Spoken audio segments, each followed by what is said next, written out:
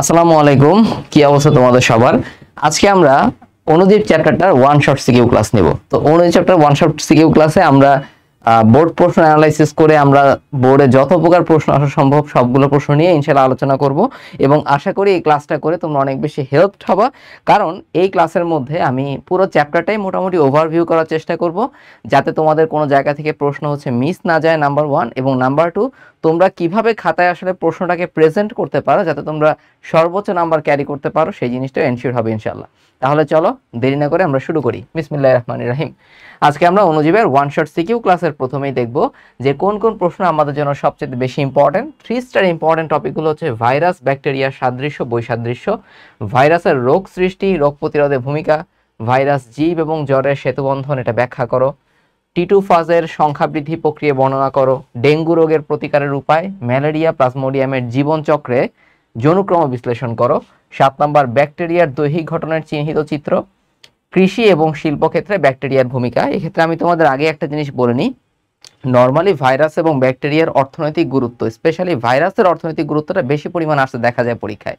আর অর্থনৈতিক গুরুত্ব তুমি যখন পড়বা তখন সঙ্গে সঙ্গে কিন্তু আমাদের উপকারী ভূমিকা অপকারী ভূমিকা দুইটাই একসাথে আলোচনা করতে হয়। ওকে, বুঝতে পারছো? সো ব্যাকটেরিয়ার ক্ষেত্রে দেখা যায় নর্মালি প্রশ্নে কৃষিক্ষেত্র এবং শিল্পক্ষেত্র এই দুইটা জায়গায় ব্যাকটেরিয়ার ভূমিকাটা বেশি পরিমাণে আসে, এই জন্য এরকমভাবে আমি দিয়ে দিছি। ম্যালেরিয়া পরজীবী থেকে পরিত্রাণের উপায়, তারপরে টি2 ফাজের গঠন, হেপাটিক সাইজোগনি, এরাথ্রোসাইটিক সাইজোগনি, মশকের দেহে জীবনচক্র, এই সবগুলো টপিক নিয়ে আমরা ইনশাল্লাহ আজকে আলোচনা করব। এবং যেই জিনিসগুলো কনসেপচুয়াল যে ব্যাপারটা, আশা করি কনসেপচুয়াল সবগুলো ব্যাপারে এই ক্লাসে কমপ্লিট হয়ে যাবে। তাহলে প্রথমে আমরা কি নিয়ে আলোচনা করব? আমরা আলোচনা করব হচ্ছে ভাইরাসের বৈশিষ্ট্য নিয়ে। সো ভাইরাসের বৈশিষ্ট্য এটা পরীক্ষায় মাঝে মধ্যেই কিন্তু এসে থাকে। সো ভাইরাসের বৈশিষ্ট্য তুমি যখন বলবা আমাদেরকে দুইটা মেইন হেড পয়েন্টে আলোচনা করতে হয়। নাম্বার ওয়ান হচ্ছে আমাদের জড় রাসায়নিক বৈশিষ্ট্য এবং নাম্বার টু কি? নাম্বার টু হচ্ছে আমাদের জীবীয় বৈশিষ্ট্য। ঠিক আছে, কারণ আমরা জানি যে ভাইরাস কিন্তু জীবও নয় জড়ও নয়, বরং ভাইরাসকে আমরা জীব এবং জ্বরের মধ্যবর্তী সেতু বন্ধনের একটা অবস্থা বলতে পারি। ওকে, এরপরে খেয়াল করো। সো ভাইরাসের ক্ষেত্রে জড় রাসায়নিক বৈশিষ্ট্যগুলো আমরা কি কি দেখব? প্রথমেই মনে রাখতে হবে যে ভাইরাসটাকে আমরা বলে থাকি অকোষীয়। কারণ কি? কারণ ভাইরাসের দেহে আমরা কোনো ধরনের কোনো কোষীয় অঙ্গাণু তেমন একটা দেখতে পাই না। কি দেখতে পাই না? ভাইরাসের দেহে আমরা তেমন কোনো একটা কোষীয় অঙ্গাণু তেমন দেখতে পাই না। কোষীয় অঙ্গাণু দেখতে পাই না। ঠিক আছে, এখন তুমি ধরো তুমি যদি ব্যাকটেরিয়ার কথা আলোচনা করো, ব্যাকটেরিয়াকে কিন্তু আমরা প্রোক্যারিওট বলে থাকি। কিন্তু তুমি চিন্তা করো যে ব্যাকটেরিয়ার দেহে কিন্তু আমরা রাইবোজোম পাই, অর্থাৎ আবরণবিহীন অঙ্গাণুগুলা ব্যাকটেরিয়ার দেহের মধ্যে কিন্তু খুঁজে পাওয়া যায়। তুমি ব্যাকটেরিয়ার মধ্যে 70S রাইবোজোম খুঁজে পাবা, রাইট? কিন্তু ভাইরাসের দেহে এই রাইবোজোমটা পর্যন্ত নাই। ভাইরাস যখন তার নিজস্ব প্রোটিন কিংবা ডিএনএ উৎপাদন করে তখন কিন্তু হয় কোনো একটা পোষক কোষের রাইবোজোম অন্যান্য কোষীয় অঙ্গাণুগুলো তার হাইজ্যাক করতে হয়, অথবা ওই কোষীয় অঙ্গাণুকে কাজে লাগাইয়াই তার ডিএনএ কিংবা প্রোটিন উৎপাদনের যে কাজটা সেটা সারতে হয়। কারণ ভাইরাসের দেহে কিন্তু রাইবোজোম পর্যন্ত নেই। এই জন্য ভাইরাসকে আমরা বলে থাকি অকোষীয় এবং ভাইরাসকে আমরা বলে থাকি অতি আণুবীক্ষণিক। কারণ তুমি চিন্তা করো, নর্মালি আমরা কিন্তু আলোক অণুবীক্ষণ যন্ত্রের মাধ্যমে ব্যাকটেরিয়া দেখতে পারি, কিন্তু তুমি যদি ভাইরাস দেখতে চাও সেক্ষেত্রে আমাদের দেখতে হয় ইলেকট্রন আণুবীক্ষণিক যন্ত্র। সেক্ষেত্রে আমাদের দেখতে হয় কি? ইলেকট্রন আণুবীক্ষণিক যন্ত্র। এই জন্য আমরা ভাইরাসকে বলে থাকি কি? অতি আণুবীক্ষণিক প্রাণী। ওকে, অতি আণুবীক্ষণিক প্রাণী বলে থাকি। নাম্বার টুতে খেয়াল করো যে ভাইরাসের কোনো পুষ্টি প্রক্রিয়া নেই অথবা ভাইরাসের কোনো বিপাক কাজ নেই। এই ব্যাপারটা কিরকম? বিপাক প্রক্রিয়া বলতে আমরা আসলে কি বুঝি? মানুষের কথা চিন্তা করো, মানুষের খাদ্য গ্রহণ করতে হয়। মানুষের খাদ্য গ্রহণ করার পরে মানুষের কি? সেই খাদ্যের কিছু বিপাক প্রক্রিয়া বা মেটাবলিজম হয়। সেই বিপাক প্রক্রিয়ার মাধ্যমে কিন্তু খাদ্য থেকে মানুষ এটিপি পায়, তার মাধ্যমে মানুষ চলাফেরা করে এবং আলটিমেটলি এই খাদ্যটা রেচন পদার্থ হিসেবে মানুষের দেহ থেকে বের হয়ে যায়। তাহলে কোনো একটা প্রাণীর দেহে যত ধরনের জৈব রাসায়নিক প্রক্রিয়া ঘটে সব বিক্রিয়াগুলোকে একসাথে বলা হয়ে থাকে বিপাক অথবা মেটাবলিজম। সো ভাইরাসের মধ্যে আমরা কোনো ধরনের কোনো পুষ্টি প্রক্রিয়া কিংবা বিপাক প্রক্রিয়া আমরা দেখতে পাই না। ওকে, এমনকি বলা হয়ে থাকে যে ভাইরাসের দেহে আমরা কোনো ধরনের কোনো বিপাকীয় এনজাইমও দেখতে পাই না। তবে কিছু কিছু ভাইরাসের দেহে স্পেসিফিক কিছু এনজাইম আমরা পেয়ে থাকি। ওকে, বাট আমরা বলতে পারি যে ভাইরাসের দেহে ইনভেরিয়েবলি কোনো ধরনের কোনো বিপাকীয় এনজাইম আমরা দেখতে পাই না। এরপরে দেখো যে ভাইরাসের প্রজনন এবং সক্রিয়তার ব্যাপারটা কিরকম। আমরা জানি যে ভাইরাসকে আমরা বলে থাকি বাধ্যতামূলক পরজীবী। কি বলে থাকি? বাধ্যতামূলক পরজীবী। কেন ভাইরাসকে বাধ্যতামূলক পরজীবী বলতেছি? কারণ ভাইরাস পোষক কোষের বাইরে কোনো ধরনের সংখ্যা বৃদ্ধি পর্যন্ত সে করতে পারে না। অর্থাৎ ভাইরাস যদি জড় পরিবেশে থাকে সে সংখ্যা বৃদ্ধি করতে পারবে না। শুধুমাত্র কোনো একটা যদি জীবিত পোষক কোষের মধ্যে থাকে তাহলে সে সংখ্যা বৃদ্ধি করতে পারে, এবং জড় পরিবেশে সে একদম নিষ্ক্রিয় হিসেবে অবস্থান করে থাকে। এই জন্য আমরা বলতে পারি যে জড় পরিবেশে ভাইরাসের কোনো সক্রিয়তা নেই, অর্থাৎ জড় পরিবেশে ভাইরাসটা নিষ্ক্রিয় হিসেবে অবস্থান করে থাকে। আচ্ছা, এরপরে দেখো ফিল্টারের ব্যাপারটা। দেখো ব্যাকটেরিয়া কিন্তু আণুবীক্ষণিক প্রাণী, ভাইরাসটা তার চাইতেও ছোট, অর্থাৎ অতি আণুবীক্ষণিক প্রাণী। সো ব্যাকটেরিয়া রোধক ফিল্টারে ভাইরাসটা ফিল্টারযোগ্য নয়। এই কথাটা এখানে লেখা হবে যে ব্যাকটেরিয়া রোধক ফিল্টারে, ব্যাকটেরিয়া রোধক ফিল্টারে ভাইরাস ফিল্টারযোগ্য নয়।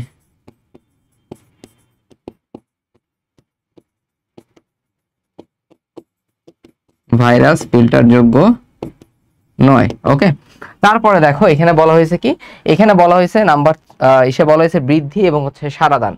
বৃদ্ধি এবং সারাদান বলতে আমরা আসলে কি বুঝবো একটু খেয়াল করো। দেখো ভাইরাসের ক্ষেত্রে আমরা কোনো ধরনের কোনো বৃদ্ধি দেখতে পাই না। তুমি একটা মানুষের কথা চিন্তা করো, মানুষের ক্ষেত্রে তুমি কি দেখো? মানুষের ক্ষেত্রে দেখো যে জাইগোট থেকে আলটিমেটলি মাইটোসিস বিভাজনের মাধ্যমে একটা পূর্ণাঙ্গ মানবদেহ প্রাপ্ত হয়েছে। সো ভাইরাসের ক্ষেত্রে এরকম কোনো বৃদ্ধি আমরা দেখতে পাই না, এবং ভাইরাস কোনো ধরনের কোনো উদ্দীপনার প্রতিও তেমন একটা সাড়াদান প্রদান করে না। ঠিক আছে, তেমন একটা সাড়াদান কিন্তু সে করে না। আচ্ছা, এবং লাস্টে হচ্ছে আমাদের বলা হয়েছে উপাদানের কথা। সো ভাইরাসের দেহের মধ্যে আমরা কি পেয়ে থাকি? মনে রাখবো ভাইরাসের দেহের মধ্যে আমরা পেয়ে থাকি দুইটা জিনিস। নাম্বার ওয়ানে আমরা পেয়ে থাকি হচ্ছে প্রোটিন, এবং নাম্বার টুতে আমরা পেয়ে থাকি হচ্ছে নিউক্লিক অ্যাসিড। ঠিক আছে, তাহলে ভাইরাসের দেহের মধ্যে উপাদান হিসেবে আমরা দুইটা জিনিস পেয়ে থাকি। নাম্বার ওয়ানে পেয়ে থাকি প্রোটিন, নাম্বার টুতে হচ্ছে নিউক্লিক অ্যাসিড। এখন মনে রাখতে হবে যে ভাইরাসের দেহে নিউক্লিক অ্যাসিড হিসেবে শুধুমাত্র হয় ডিএনএ থাকবে অথবা আরএনএ থাকবে। ঠিক আছে, শুধুমাত্র হয় কি থাকবে? হয় হচ্ছে ডিএনএ থাকবে অথবা হচ্ছে শুধুমাত্র আরএনএ থাকবে। এই জিনিসটা আমাদের মাথায় স্পেসিফিক্যালি রাখতে হবে। ওকে, ভাইরাসের দেহের মধ্যে হয় ডিএনএ থাকবে না হলে আরএনএ থাকবে। তুমি ব্যাকটেরিয়ার কথা চিন্তা করো, ব্যাকটেরিয়ার মধ্যে আমরা ডিএনএ আরএনএ দুইটাই কিন্তু পেয়ে থাকি। ওকে, এবার আমি যদি ভাইরাসের জীবীয় বৈশিষ্ট্যগুলোর কথা উল্লেখ করি, ভাইরাসের জীবীয় বৈশিষ্ট্যগুলো কি কি আছে? নাম্বার ওয়ান, সে যদি জীবিত পোষক দেহের মধ্যে থাকে তাহলে সে কিন্তু বংশবৃদ্ধি করতে পারে, বাট অবশ্যই সেক্ষেত্রে কি দরকার তার? সেক্ষেত্রে তার অবশ্যই জীবিত পোষক দেহ থাকবে, জীবিত পোষক দেহ দরকার হবে। রাইট, আচ্ছা, তারপরে হচ্ছে আমাদের কি আছে? 2 নম্বরে বলছে আমরা ভাইরাসকে বলতে পারি বাধ্যতামূলক পরজীবী হিসেবে তারা অবস্থান করে থাকে। পরজীবী অর্থাৎ অন্য একটা জীবের উপর নির্ভর করে সে বসবাস করে থাকে, এবং সে ওই জীবের ক্ষতি করবে, সে ওই জীবের কি করবে? ক্ষতি করবে। ওকে, এরপরে দেখো প দিয়ে আমাদের মনে রাখতে হবে হচ্ছে তিনটা জিনিস। কি তিনটা জিনিস? নাম্বার ওয়ান, ভাইরাস কিন্তু তার পরিবৃত্তি হতে পারে। তো পরিবৃত্তি কথার মানে কি? পরিবৃত্তি কথার মানে হচ্ছে মিউটেশন, অর্থাৎ তার জেনেটিক ম্যাটেরিয়ালসটা চেঞ্জ হয়ে যাওয়া। জেনেটিক ম্যাটেরিয়ালসের মধ্যে যে নিউক্লিক অ্যাসিডের ক্রোমোটা আছে, নাইট্রোজেনাস বেসের ক্রোমোটা আছে, সেই ক্রোমোটা চেঞ্জ হয়ে যেতে পারে, এবং এটার মাধ্যমে ভাইরাস কিন্তু তার কি করতে পারে? ভাইরাস তার অভিব্যক্তি করতে পারে, তার বৈশিষ্ট্যের পরিবর্তন করতে পারে, এবং এটা তার অভিযোজন ক্ষমতাকে বৃদ্ধি করতে পারে। সো পরিবৃত্তির কথা এখানে ইম্পর্টেন্ট। তারপর আসে হচ্ছে প্রকরণ। প্রকরণটাকে আমরা বলে থাকি হচ্ছে ভ্যারিয়েশন। প্রকরণটাকে আমরা কি বলে থাকি? প্রকরণটাকে আমরা বলে থাকি হচ্ছে ভ্যারিয়েশন। ওকে, প্রকরণটাকে আমরা বলে থাকি হচ্ছে ভ্যারিয়েশন। এখন প্রকরণ বলতে আমরা কি বুঝাই? সো এইখানে আমি তোমাদের দুইটা এক্সাম্পল দিব। নাম্বার ওয়ান, একটা উদাহরণ হচ্ছে আমাদের বার্ড ফ্লু, এবং আরেকটা হচ্ছে আমাদের সোয়াইন ফ্লু। তাহলে দেখো এই দুইটাই কিন্তু কাইন্ড অফ ইনফ্লুয়েঞ্জা দুইটা টাইপ।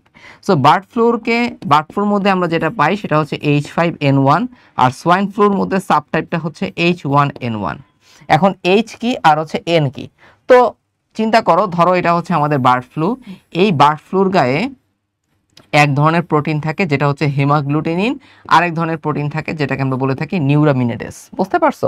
তো এই হেমাগ্লুটিনিন এবং নিউরামিনিডেস এদের সংখ্যাটা বাইরের যে স্তরে বাইরের স্তরে এদের সংখ্যাটা কিরকম সেটার উপর নির্ভর করে আমরা এই সাবটাইপটা নির্ধারণ করতে পারি। ওকে, সো বার্ড ফ্লুর ক্ষেত্রে এভাবে আমরা দেখতে পারি যে তার সাবটাইপটা হয় H5N1, হেমোগ্লোবিনে আছে 5টা এবং নিউরামিনেটেজ আছে একটা। ওকে, আমরা H5N1 এভাবে বলে থাকি। আর সোয়াইন ফ্লুর ক্ষেত্রে আমরা সাবটাইপটা নির্ধারণ করে থাকি কোনটা, H1N1। ওকে, H হচ্ছে হেমোগ্লোবিনিন আর N হচ্ছে নিউরামিনেটেজ। ওকে, তাহলে দেখো এভাবে তার এনজাইমগত ভিন্নতার কারণে মূলত বিভিন্ন প্রকরণ অথবা ভেরিয়েশন তৈরি হয়।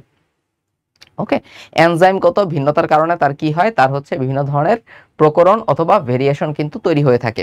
বুঝতে পারছো? আচ্ছা, তাহলে দেখো বার্ড ফ্লু, সোয়াইন ফ্লু এটা আমাদের প্রকরণ বা ভেরিয়েশনের একটা এক্সাম্পল। ওকে, এবং এরপরে আমরা কি দেখতে পারি, এরপরে তার মধ্যে কিছু জেনেটিক পুনর্বিন্যাস দেখা যায়। জেনেটিক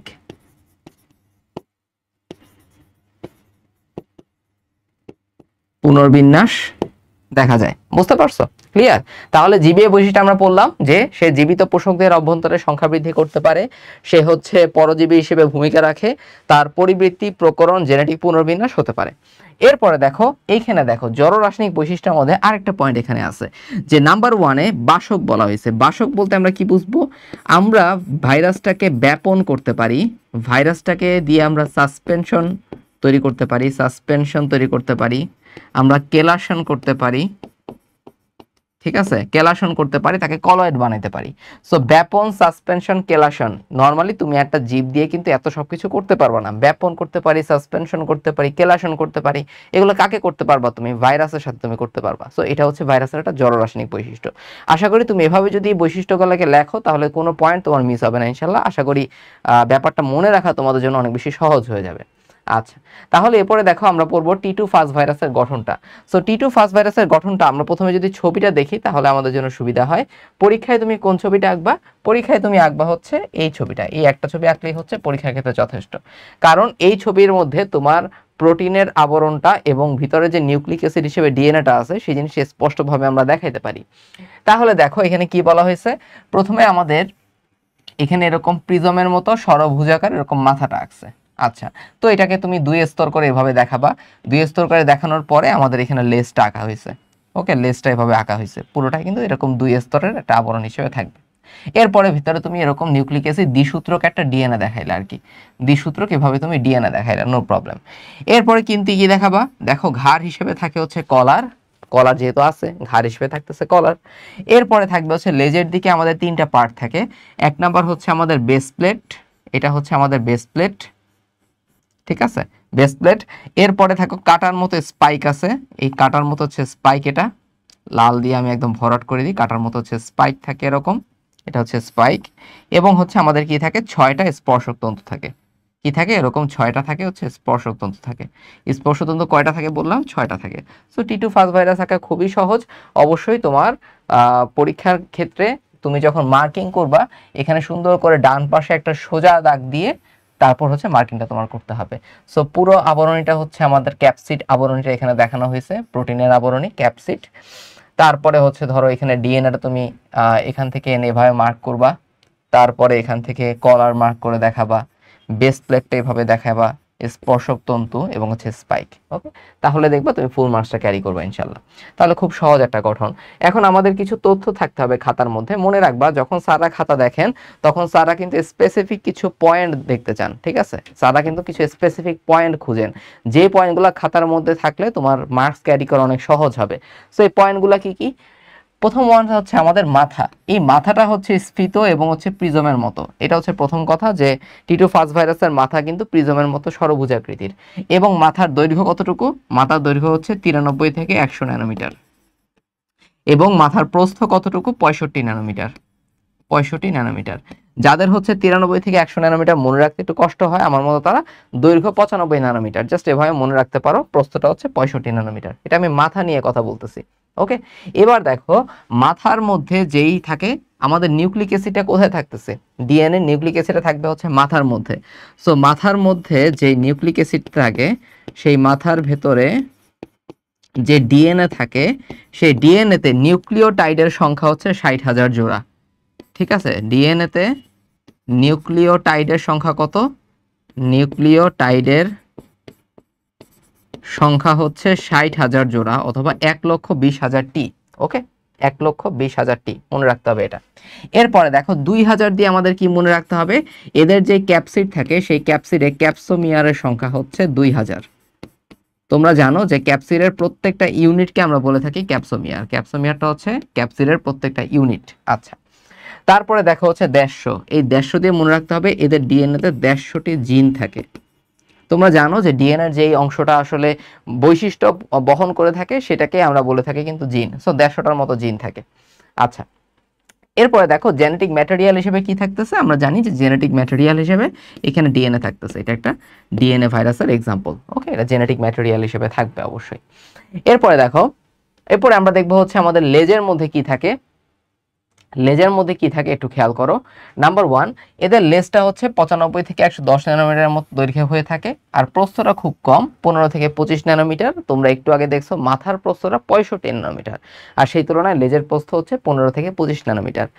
আর আমাদের এই লেজের মধ্যে দুইটা অংশ থাকে, বেতে মনে রাখতে হবে হচ্ছে বেস প্লেট, বেতে মনে রাখতে হয় হচ্ছে বেস প্লেট, এবং শতে মনে রাখতে হয় দুইটা জিনিস। এক নম্বর হচ্ছে আমাদের স্পাইক, স্পাইকটা হচ্ছে কাটার মতো, এবং 6টা থাকে স্পর্শক তন্তু।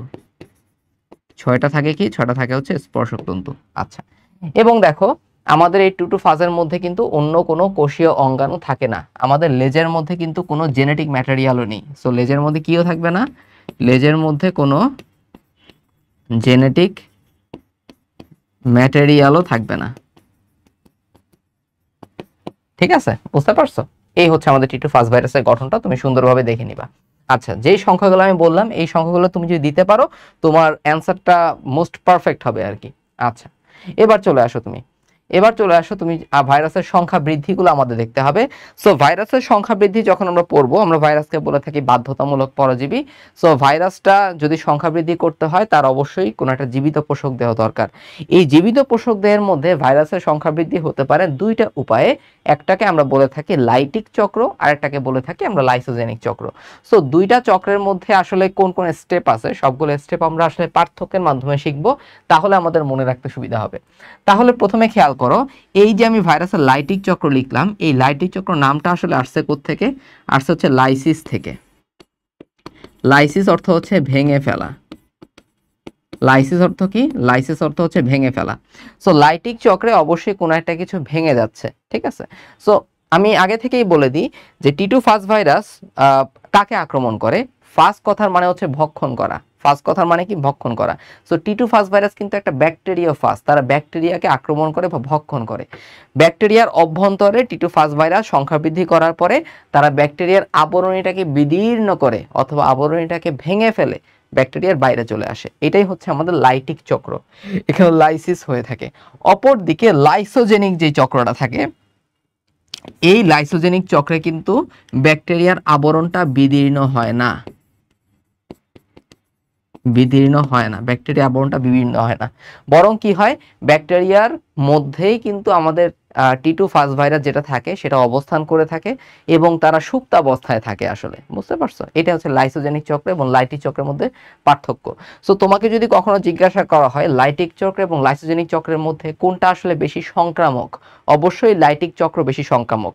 এখানে লাইটিক চক্র খুব দ্রুত পরিবেশে টিটু ফাজ ভাইরাসগুলো বের হতে পারতেছে, আর লাইসোজেনিক চক্রের মধ্যে টিটু ফাজ ভাইরাসগুলো সুপ্ত অবস্থায় থাকতেছে। ওকে, এই জন্য আমাদের সংক্রামক বেশি হচ্ছে লাইটিক চক্রটা। সো খেয়াল করো লাইটিক চক্রের আমাদের ধাপগুলো কি, আমরা ছবি দেখে জিনিসটা বোঝার চেষ্টা করি।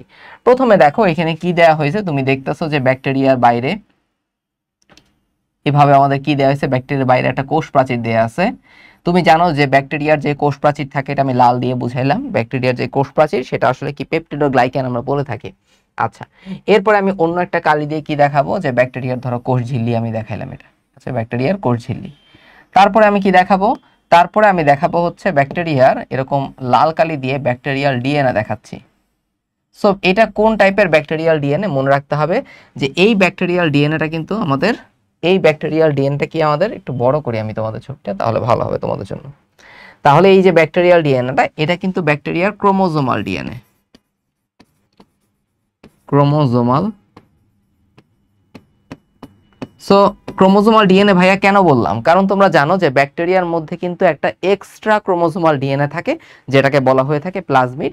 এখানে কিন্তু ব্যাকটেরিয়াল ডিএনএ অর্থাৎ ক্রোমোজোমাল ডিএনএটাকে বোঝানো হচ্ছে, মেইন ডিএনএটাকে বোঝানো হচ্ছে।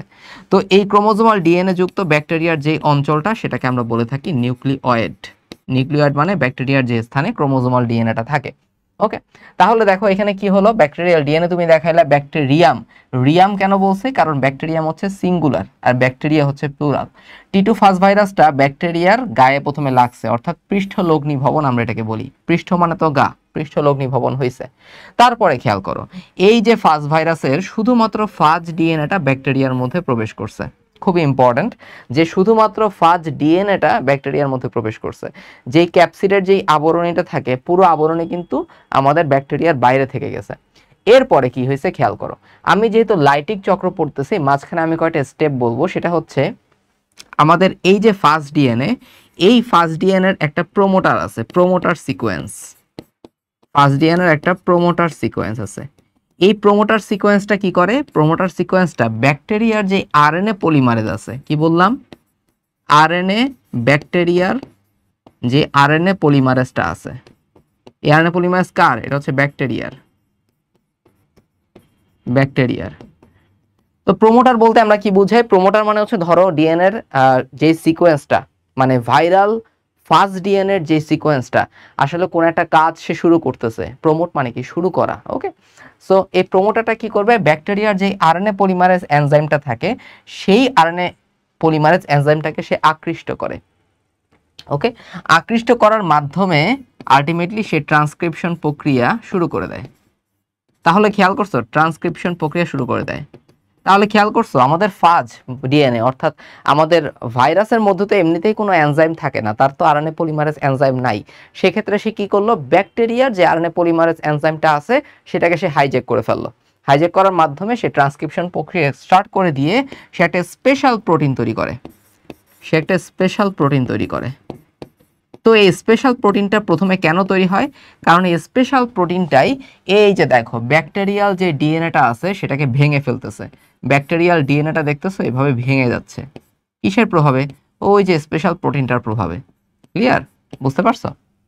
আচ্ছা, তো কেন ব্যাকটেরিয়াল ডিএনএ তখন আলটিমেটলি বিলুপ্ত প্রায় ব্যাকটেরিয়াল ডিএনএ হয়ে যায়।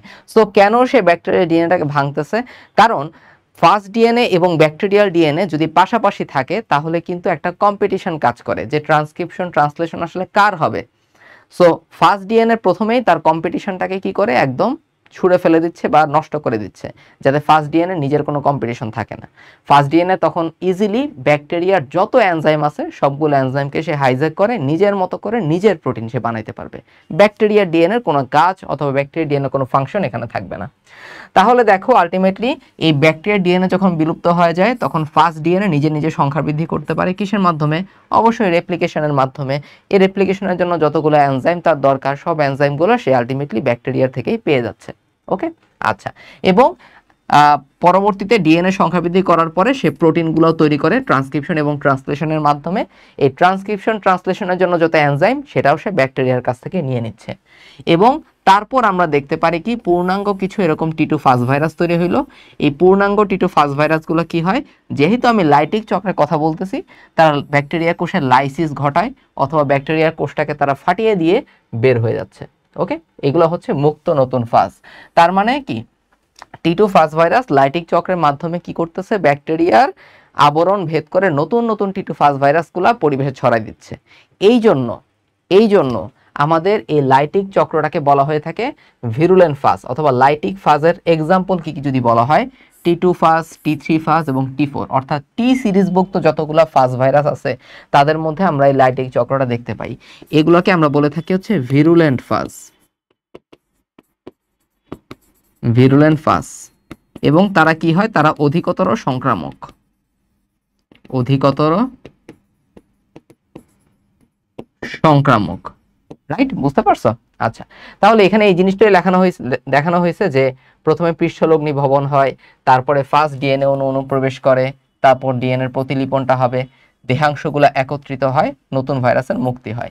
এখানে অবশ্য ব্যাকটেরিয়াল ডিএনএ যে খণ্ড বিখণ্ড হয়ে যাচ্ছে কিসের কারণে সেটা ভাইয়া তোমাদের ছবি দেখায় আলোচনা করলো, ছবির মধ্যে অবশ্যই তোমরা এটা দেখাবা মাস্ট।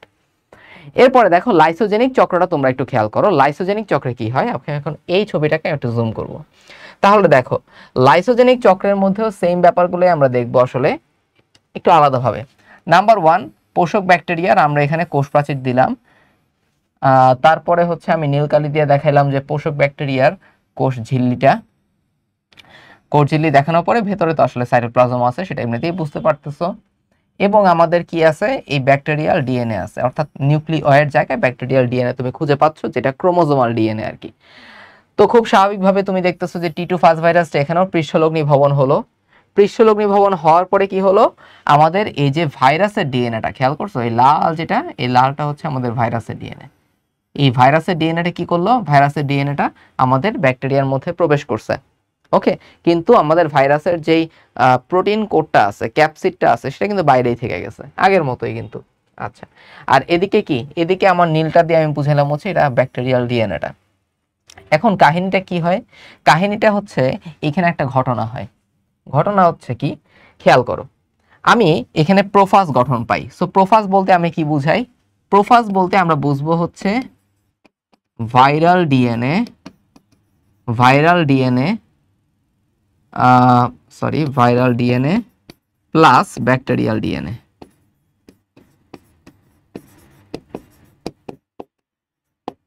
ব্যাকটেরিয়াল ডিএনএ, তাহলে ভাইরাসের ডিএনএর কিছু অংশ ব্যাকটেরিয়ার ডিএনএর কিছু অংশ যখন একত্রিত হয়, সেই জিনিসটাকে বলা হয়ে থাকে প্রোফাজ। এই প্রোফাজ কিন্তু লাইটিক চক্রে গঠিত হয় না, প্রোফাজটা গঠিত হবে শুধুমাত্র লাইসোজেনিক চক্রে। সো খেয়াল করো, আমি যদি বলি এই লাল পার্টটা হচ্ছে কি, লাল পার্টটা হচ্ছে ভাইরাসের ডিএনএর পার্ট। আসলে ভাইরাসের ডিএনএ পার্ট না, এটা হচ্ছে আমাদের ব্যাকটেরিয়া ডিএনএ পার্টটাকে আমি বুঝাচ্ছি এভাবে। এখন নীলটা দিয়ে হচ্ছে ব্যাকটেরিয়া ডিএনএ পার্ট এবং লালটা হচ্ছে আমাদের ভাইরাসের ডিএনএ পার্ট। তাহলে দেখো আমাদের ভাইরাসের কিছু ডিএনএ এবং ব্যাকটেরিয়াল ডিএনএ একত্রিত হয়ে প্রোফাজ গঠন করলো। ক্লিয়ার হয়েছে জিনিসটা, কি করলো, প্রোফাজ গঠন করলো। ঠিক আছে, তাহলে এখানে কিন্তু তোমার ব্যাকটেরিয়ার ডিএনএটা একদম বিলুপ্ত হয়ে যাচ্ছে না, বরং ব্যাকটেরিয়া ডিএনএর সাথে ভাইরাসের ডিএনএ মিলেমিশে প্রোফাজ গঠন করতেছে। এটাই হচ্ছে আমাদের লাইটিক চক্র এবং লাইসোজেনিক চক্রের প্রধান পার্থক্যকারী বৈশিষ্ট্য। ক্লিয়ার, মনে রাখতে হবে এটা। এবার তুমি একটু খেয়াল করো, এখানে আমাদের কিছু এনজাইমের কাজ আছে। এনজাইম দুইটা কি আমি এখানে লিখে রাখছি অলরেডি। নাম্বার 1 আমাদের মনে রাখতে হয় হচ্ছে নিউক্লিয়েজ এনজাইম। তাহলে নিউক্লিয়েজ এনজাইমের কাজ কি, নিউক্লিয়েজ এনজাইম হচ্ছে ডিএনএর স্পেসিফিক স্থানে কেটে ফেলা, এই কাজটা করে থাকে হচ্ছে নিউক্লিয়েজ এনজাইম। আর ইন্টিগ্রেজ, ইন্টিগ্রেজ মানে হচ্ছে ইন্টিগ্রেশন করা অথবা যুক্ত করা।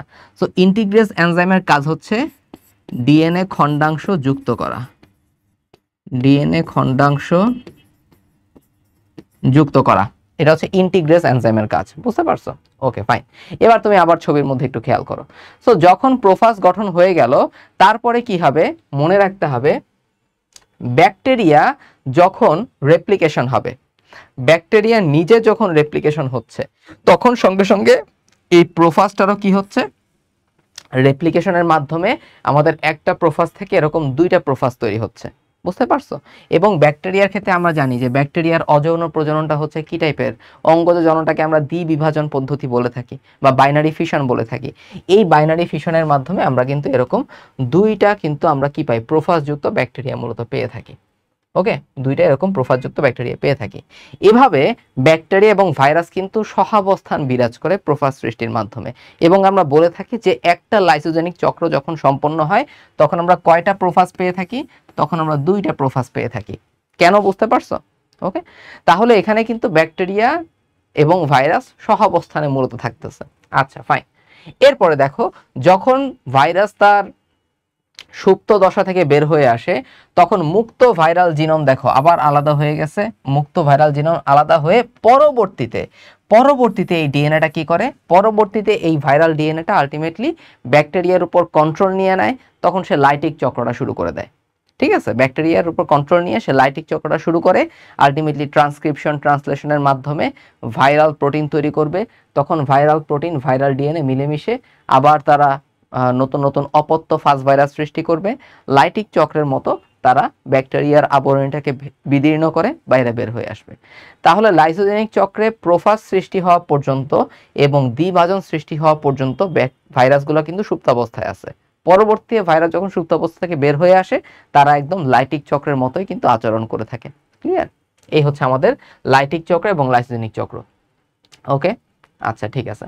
তাহলে খেয়াল করো এই লাইসোজেনিক চক্রটা আমরা কোথায় দেখতে পাই? আমরা দেখতে পাই হচ্ছে ল্যামডা ফাজ, P1 ফাজ এবং M13 কোলিফাজে, এবং আমরা হার্পিস সিমপ্লেক্স ভাইরাসের ক্ষেত্রেও এই ধরনের লাইসোজেনিক চক্র দেখতে পারি। ঠিক আছে, হার্পিস সিমপ্লেক্স ভাইরাসটা কিন্তু ক্যাপোসিস সার্কোমা নামক রোগের জন্য দায়ী। এই ক্যাপোসিস সার্কোমা রোগটা কাদের বেশি হয়ে থাকে? যাদের এইডস আছে তাদের ক্ষেত্রে বেশি হয়ে থাকে।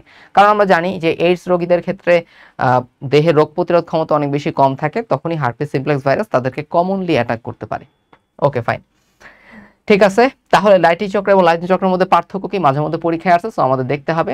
নাম্বার 1, যেমন লাইটিক চক্র এবং লাইসোজেনিক চক্র গঠনগত ব্যাপারটা কিরকম? গঠনগত ব্যাপারটা হচ্ছে, ধরো লাইটিক চক্র এবং লাইসোজেনিক চক্র, লাইটিক চক্রে কিন্তু ব্যাকটেরিয়া আবরণটা বিদীর্ণ হয়। লাইটিক চক্রে কি হবে? লাইসিস হবে, অর্থাৎ ব্যাকটেরিয়ার যে আবরণীটা আছে সেই আবরণটা কিন্তু বিদীর্ণ হবে, কিন্তু লাইসোজেনিক চক্রের ক্ষেত্রে আমাদের বিদীর্ণ হবে না।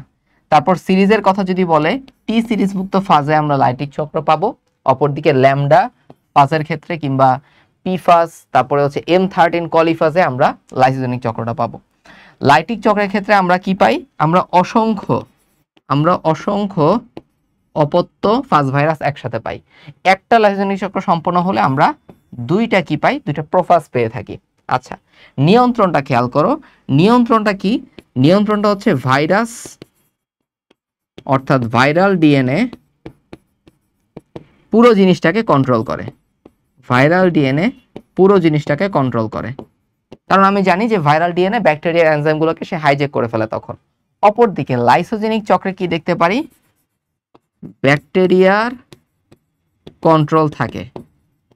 ব্যাকটেরিয়ার কন্ট্রোল থাকে কখন? কতটুকু পর্যন্ত? যতক্ষণ পর্যন্ত প্রোফাজটা থাকতেছে ততক্ষণ পর্যন্ত ব্যাকটেরিয়ার কিন্তু কন্ট্রোল থাকে। ব্যাকটেরিয়া জানে কি হচ্ছে, ব্যাকটেরিয়ার নিজের ডিএনএটা রেপ্লিকেশনের সঙ্গে সঙ্গে প্রোফাজ যেহেতু গঠন হয়েছে, ভাইরাল ডিএনএটা রেপ্লিকেশন হয়ে যাচ্ছে, বাট ব্যাকটেরিয়ার কন্ট্রোল এখানে আছে। আচ্ছা, এরপরে দেখো প্রোফাজ কিন্তু আমরা লাইটিক চক্রে পাবো না, কিন্তু লাইসোজেনিক চক্রে পাবো। তীব্রতা, সংক্রমণের তীব্রতা বেশি কিসে? বেশি হচ্ছে আমাদের লাইটিক চক্রে, তীব্রতা বেশি, যেন এটাকে বলা হয় ভিরুলেন্ট ফাজ। এবং লাইসোজেনিক চক্রে সংক্রমণের তীব্রতা কম, এটাকে বলা হয় টেম্পারেট ফাজ, টেম্পারেট দশা বা টেম্পারেট ফাজ বলা হয়ে থাকে। ওকে, ক্লিয়ার জিনিসটা? আর এখানে গঠনগত ব্যাপার বলতে কি, যে লাইটিক চক্র আলটিমেটলি কি হয়, যে ব্যাকটেরিয়ার আবরণটা ভেদ করে আমাদের টি2 ফাজ ভাইরাসগুলো বাইরে বের হয়ে আসে। লাইসোজেনিক চক্রে ব্যাকটেরিয়া এবং ভাইরাল ডিএনএ প্রোফাজ সৃষ্টির মাধ্যমে সহাবস্থানে থাকে। ক্লিয়ার? এই হচ্ছে আমাদের লাইটিক এবং লাইসোজেনিক চক্রের মধ্যে পার্থক্যটা। আশা করি তোমাদের সবকিছু ক্লিয়ার হয়েছে। নেক্সটে আমরা দেখবো হচ্ছে ভাইরাসের অর্থনৈতিক গুরুত্ব। একটু খেয়াল করো, ভাইরাসের অর্থনৈতিক গুরুত্ব আমি প্রথমে বলছি, যখনই তুমি অর্থনৈতিক গুরুত্ব নিয়ে আলোচনা করবা তখনই তোমার বলতে হবে উপকারী ভূমিকা অপকারী ভূমিকা দুটো একসাথেই। তাহলে অপকারী ভূমিকা দিয়ে ফার্স্টে আসি আমরা। ভাইরাস মানবদেহে অনেকগুলো রোগ সৃষ্টি করে, যেমন হাই দেশে বসন্ত মাস এলো, ভাইকে ইনফ্লুয়েঞ্জা ডেঙ্গু জ্বরে পড়লো, খুব কমন একটা নমুনিক। সো এখানে কি কি আছে? হাতে হচ্ছে হাম, এরপরে হচ্ছে হারপিস, তারপরে হচ্ছে দেশে বসন্ত, তাহলে এটা হচ্ছে জল বসন্ত বা গুটি বসন্ত দুইটাই। তারপরে হচ্ছে মাসে মনে রাখতে হবে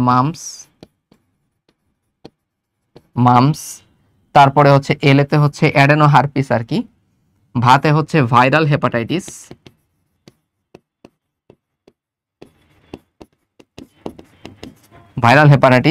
ইনফ্লুয়েঞ্জাতে ইনফ্লুয়েঞ্জাই। তারপর ডেঙ্গুতে হচ্ছে ডেঙ্গু। তারপর হচ্ছে জতে হচ্ছে জলাতঙ্ক, আর রতে হচ্ছে রুবেলা, আর পেলোতে হচ্ছে আমার পোলিও। রাইট? সো এগুলো হচ্ছে আমাদের কি মানব দেহে ভাইরাস কর্তৃক যেসব রোগ সৃষ্টি হয়। কখনো কোনো পরীক্ষায় আসে নিচের কোনটি ভাইরাস ঘটিত রোগ, নিচের কোনটি ব্যাকটেরিয়া ঘটিত রোগ, তো সেগুলো আমাদের মনে রাখতে আশা করি সুবিধা হবে এখন। এরপরে দেখো উদ্ভিদে কি কি রোগ সৃষ্টি হয় খেয়াল করো। উদ্ভিদে মোজাইক রোগ, কোন কোন উদ্ভিদে কি টাইপের রোগ সৃষ্টি হয় মনে রাখতে হবে, যেমন তামাকে হয়ে থাকে মোজাইক রোগ। তারপরে লিফ রোল মানে কি, পাতাটা রোলের মতো হচ্ছে কুচকায় যায় অথবা রোলের মতো ভাঁজ হয়ে যায়, এটা হচ্ছে আলুতে হয় হচ্ছে লিফ রোল।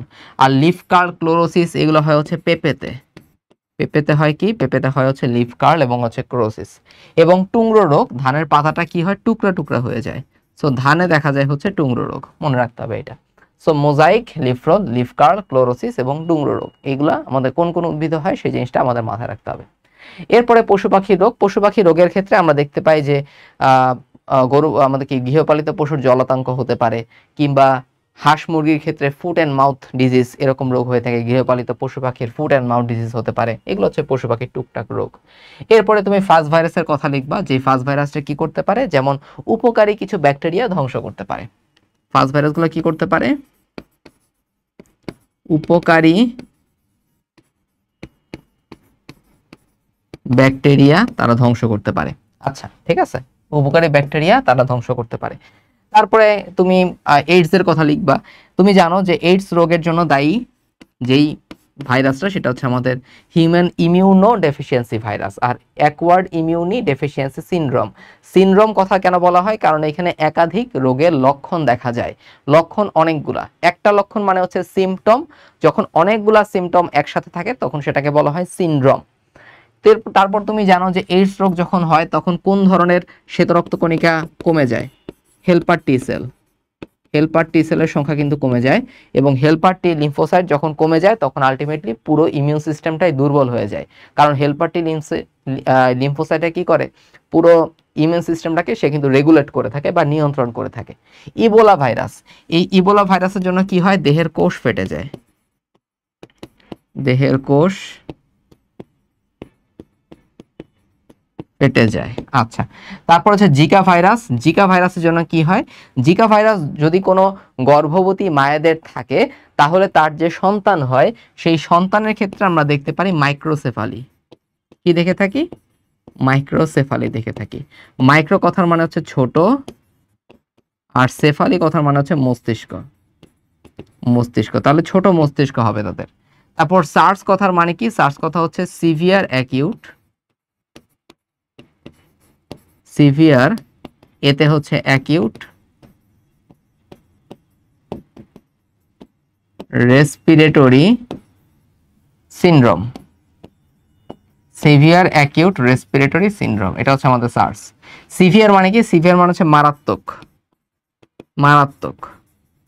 আর অ্যাকিউট মানে কি, অ্যাকিউট মানে হচ্ছে হঠাৎ করে, হঠাৎ করে সে খুব বেশি অসুস্থ হয়ে পড়তেছে। রেসপিরেটরি তার মানে কি, রেসপিরেটরি মানে হচ্ছে ফুসফুস সংক্রান্ত অথবা শ্বাস প্রশ্বাস সংক্রান্ত। আমি লিখতে পারি ফুসফুস সংক্রান্ত অথবা শ্বাস প্রশ্বাস মানে রেসপিরেশন সংক্রান্ত আর কি। আর সিনড্রোম মানে হচ্ছে রোগ লক্ষণ সমষ্টি, আগেই বলছি লক্ষণ সমষ্টি, এটাকে বলা হয়ে থাকে syndrome. Clear, severe acute respiratory syndrome. এরপরে বার্ড ফ্লু এবং সোয়াইন ফ্লু। একটু আগে তোমাদের প্রকরণটা দেখাই দিকে আমি বলছিলাম যে বার্ড ফ্লুর প্রকরণটা হচ্ছে H5N1, সোয়াইন ফ্লুর ক্ষেত্রে সাবটাইপটা হচ্ছে H1N1। ওকে, এই হচ্ছে আমাদের। সো এই রোগগুলো তুমি যে অপকারিতার মধ্যে লিখবা তাহলে তুমি 100% মার্ক ক্যারি করবা। এরপরে ক্যান্সারের কথা এখানে লেখা আছে। এখন কিছু ক্যান্সারের কথা তোমার এখানে লিখতে হবে, যেমন তুমি লিখতে পারো hepatitis B virus, hepatitis C virus. এগুলো কিসের জন্য দায়ী, এগুলো হচ্ছে লিভার ক্যান্সার অথবা হেপাটিক ক্যান্সারের জন্য দায়ী। হেপাটিক কার্সিনোমা, কার্সিনোমা মানেই হচ্ছে ক্যান্সার।